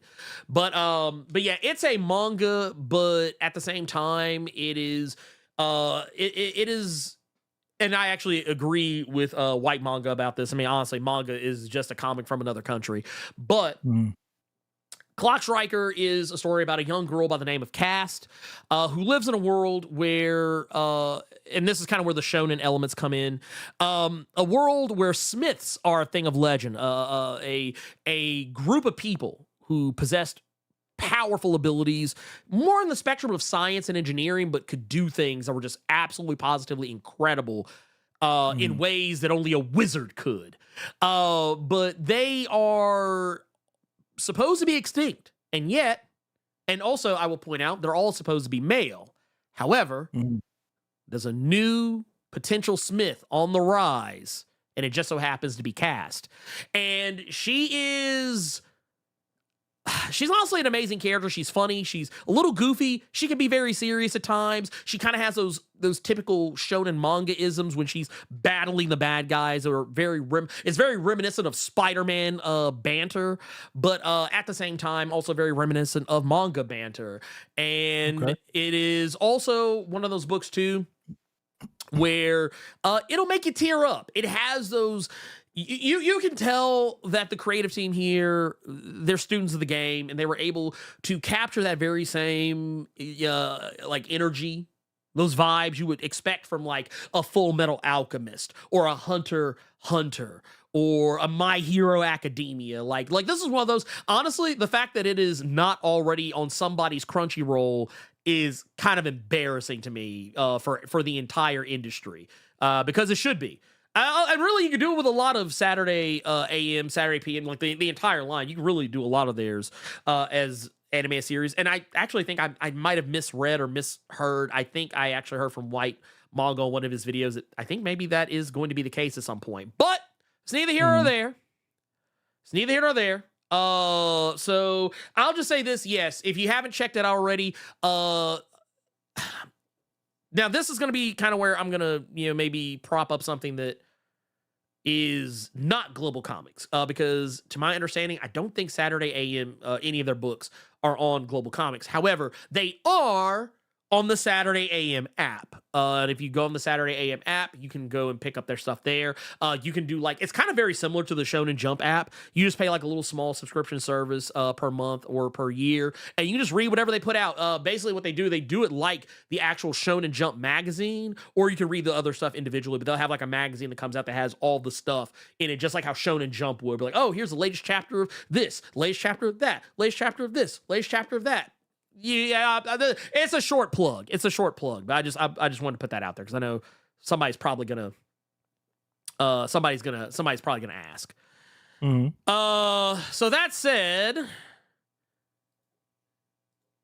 I think it's time, Carter, we can actually get to our I think we can actually get to this is gonna be the big one, the one. For all the marbles, and real quick, I'm just kind of double checking. I want to make sure I haven't missed anything. Yeah, okay, cool. We're good. I just want to make sure I hadn't skipped over or whatever. So, all right, this is the one. I know it took us a while to get here. I apologize. Sometimes it just is what it is. That said, here we go. Man. This is when Carter and I actually kind of went back and forth with a lot last night. This is actually, I think, the main one we went back and forth more than any other one. But this one's going to be for Earth's mightiest comic of the year. All right, we've got our nominees in here. We have got, let's see, recognizing the comic to deliver the best stories, the best art, and consistently delivered an experience unlike anything we'd seen all year. We've got Space Ghost and Dynamite. Dark Knights of Steel all winter at DC Comics. The Power Fantasy at Image Comics. And Transformers, Skybound, and Image. Whew. Okay. Man, this is a lot. Every book on here is lit. There are no bad books on this list. Not a one. But Carter, real quick, did you have anything you want to say about any of these books before we jump into who the winner is? Absolutely not. Peel that Band-Aid off. Rip it off. Rip it off. Rip it off. Let's go. So here we go. I just want to put it out here. This is Earth's mightiest comic of 2024. The Power Fantasy. Carter, do you want to tell the story behind how this one played out? I had a pick, Ernie had a pick, and he was cool with that pick. And this goes back to what I said prior, where when you're just saying the names of books, that's one thing. But when you see the books lined up, that's when you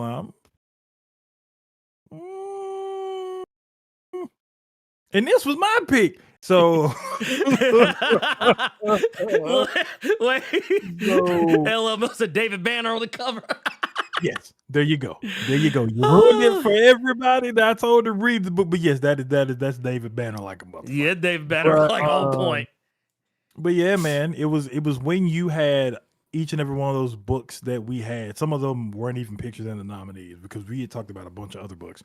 But when you see them lined up, that's when you really got to just be that's when you got to be like, yeah. Can this really beat this? Can this really beat this? So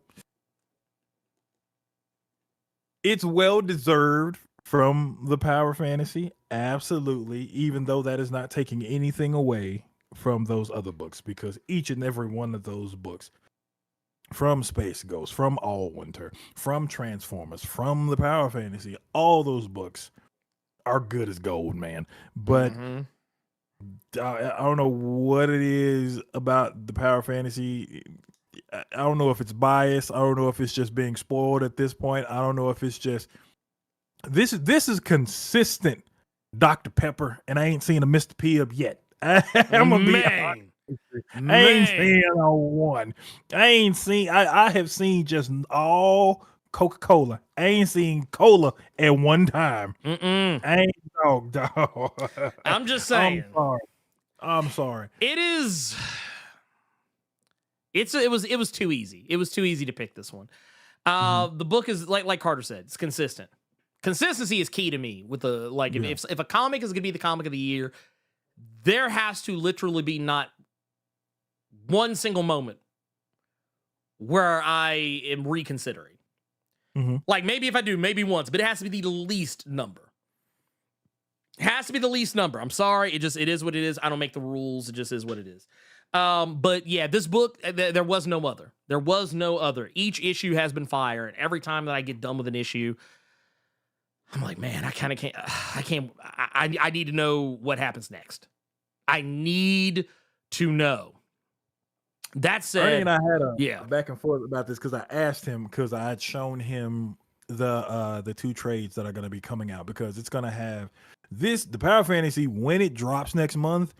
You can get your regular trade, or you can get a trade with a variant cover to it. And I remember I asked Ernie, I said, are you going to get that trade when it come out, or are you going to wait longer for the second arc to end when we get that inevitable hardcover deluxe? And I just remember him getting pissed. He was like, they need to just do both the hardcover and the trade at the same time. It's like he was really irked about that. So I was mad. I was actually really mad because I was like, well, and it's not even a criticism of of the book itself. It's just like, man, just sometimes because you want those things, like when something's so good, you just want it right away. You just want it right away. I don't know how many. I think, to my understanding, I think it's only supposed to be 10 or 12. Oh God, it was probably more than that. He said it in one of the essays in the comic, because he made it a point to say that this is an ongoing, but about how he said it was an ongoing, like Wicked and Divine was an ongoing. Okay, So, yeah, and Wicked so Divine think about went how for a long the while. Wicked and Divine. Yeah, so he's going that route, but it could be an ongoing that goes a tiny bit shorter. But I do remember him making a point to say that in the penultimate issue that's out right now. Yeah, he said he has a possible of 16, but it could go longer. Mm-hmm. It's only the softback trade paper, man, makes me sad. Makes me sad. When you hear ongoing and it's an Image book, don't think like when creative teams say ongoing with Image, they're not talking about a Spawn when you're finna go 300-400. They're not talking about a Savage Dragon when you're finna go like 200 or something like that. Just they're gonna go as long as the story makes sense, and they're not having to worry about in a Marvel or a DC putting it down early. Yeah, it's very much so. Yeah, very much so. It's ongoing from Image standards, so it might be like shit. What? Oh, he said an ongoing, like Die was an ongoing. Well, Die was what, 20? Yeah, because it was like 20. Yeah, it was actually a tight 20. Because basically what ongoing means nowadays is any book that can run the length of a year. Yeah, a year or more. And the way they usually do this, and I think Moreira kind of clarified this up too, and we've had some other people do the same. Typically what they'll do a lot of times is 5 issue batches and be like, okay, 5 sold well, let's get the rest of them. Okay, those 5 sold well, let's get the rest of them. And then you also have some companies like Image and Dynamite and Boom Studios that might give you a more generous runway. Is something that I remember talking with David Pepos about with Space Ghost, is that basically Dynamite said, we're giving you a year. Declan with Thundercats, we're giving you a year. All these different books like, hey, we're gonna give you a year. I think Ed's got the same with Silverhawks. Over at Image, I'm pretty sure Kieran's got the same. You got, hey, let's start off with let's start off with 10 or 12, and then we'll kind of come back later and check in and go from there. And that's what, especially when you have artists, writers who are absolute money. Most of the time, that's what you're going to get. Daniel Warren Johnson, I'm willing to gamble they gave him 24 out the gate. I'm willing to gamble they gave him 24 out the gate. It might have been a year, but I feel like by the time they got to the end of that year, if they just said, hey, we're going to give you 12 to start out, I'm almost positive they knew before he got to, before 12 even came out, we going to 24. We're going to 24. Matter of fact, D-Dubs himself has said, Image ain't kicking him off the book. He leaving the book. he got to go do something else. He wants to go do something else. So I ain't mad at him. But yeah, that said, also shout out to Devontre out here with the super chat, with the 5. Also point out here with the link to Power Fantasy on Global Comics, which by the way, don't forget, make sure if you do not have a 1-year subscription and you do want to get one, you can get one for 33% off. If you go to that link, go put in my promo code GCX Blerd Without Fear. It'll get you that 33% off. And I promise you, you will not regret it. There's a lot of good shit to read on there. That said, Elias wants to, die 20. Get it, D20. That's exactly when they did it. Like and also I want to point out too, gave away an actual role-playing game, an actual working role-playing game with the initial run of the comic. They actually came out with a full-on like official role-playing game system, separate from the comic. But like, yeah, you could literally just play that motherfucker. Like if you wanted to roll up characters and run a game, you could do it. There was a full working system that came with the first run of the comic. That said, there's nothing else to say. I mean, Power Fantasy. That's it. That is it. Man, I honestly don't have really. Yeah, Okay. no, it really was. Like I said, we did the thing. Yeah. You know, we got through it. You know, we have been really blessed with all the stuff that's been happening for this channel, as well as all the amazing stuff that's been happening in comics. We have been, what I feel personally, this was a tough year. This was a tough year to be making these picks. And I want to point out something. I said I was going to make an announcement at the end of this. Carter and I talked about this off to the side, and I think we're going to pull the trigger on this. We are going to make this a little bit, like, we made this more uniform this year, but we're going to make it even more uniform, and we're actually going to try and make sure that to take some of the pressure off of us, we decided there are going to be a couple of changes that are going to come next year. Actually, I made notes about them yesterday when Carter and I were talking about this. So this is one that's kind of tentative. Next year, we might expand the list of nominees to 5. Mm-hmm. I think we might expand it to 5. Also, we're going to do a cutoff. Just like other award shows, we're usually like, hey, cutoff is at this point in the year to this point in the next year. We're probably going to do very much the same. So probably like around November, probably like the end of October, honestly, is probably going to be the cutoff. That's when we're going to start like pooling together nominees, and anything that comes out after October. I would almost want to say November, but I'd like to give us more time to kind of get our shit like in a row. So it'll probably be like the end of October will probably be the cutoff for the awards next year. So anything that, like, if there's some shit that pops off in November or December, too bad. Next year. See you in 2025, pimp. Also, while we will still pick the nominees as we always have, we will not be picking the winners next year. And I don't know how I've decided whether or not how I'm gonna do this. Whether I don't want to do it live, because honestly, that just takes way more time and it just drags the show out. It would be longer than what we're doing right now. But what we'll do is the reason for that cutoff is going to be because we are going to start getting our nominees and everything together in October so that you can start voting in November.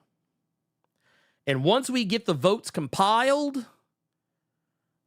then we will reveal the winners of said votes. And they'll be truly your picks.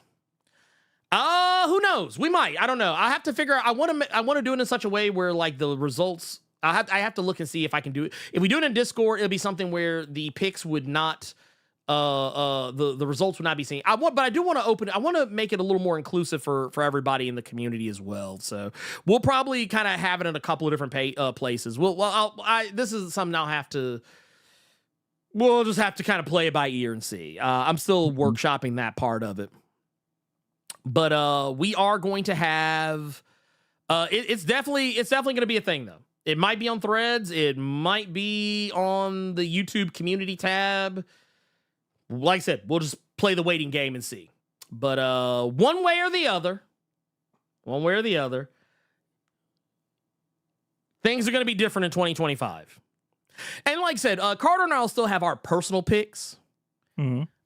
We'll still have our personal picks for some things, a couple of things maybe. But next year, we are taking ourselves out of it. At least as far as choosing the winners. I would let people pick the nominees, but then I know it'd just be a bunch of Marvel and DC books. I'm joking. But yeah, that is to be said. We are going to get up out of here. Yep. We're going to get up out of here. And thank you all so much for making this a special episode. And I hope that you guys will come back and join us. When we come back. We'll be back at the obviously the first Saturday of the year. We'll be back after New Year's. I won't say the cheesy thing and see you next year. I won't do that, but we'll be back. Nerds of Culture will be back this next coming Thursday. We'll be back with the Blurcade back on Saturday. And I hope you all have a safe, happy wonderful New Year's. I hope all the good things in life happen to you all, and fuck everybody else.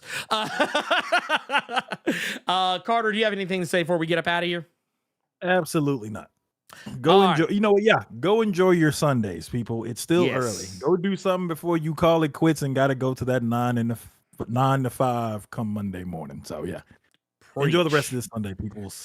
Preach. That said, for everyone in the chat, everyone on the YouTube side, the Twitch side, for my people in the Discord, Earth's Mightiest subscribers, Earth's Mightiest patrons, oh man, the Discord, everybody, for Carter Presents. I am the Blerd Without Fear. And goddamn, feels good to be a Blerd. See you all next year. Bye.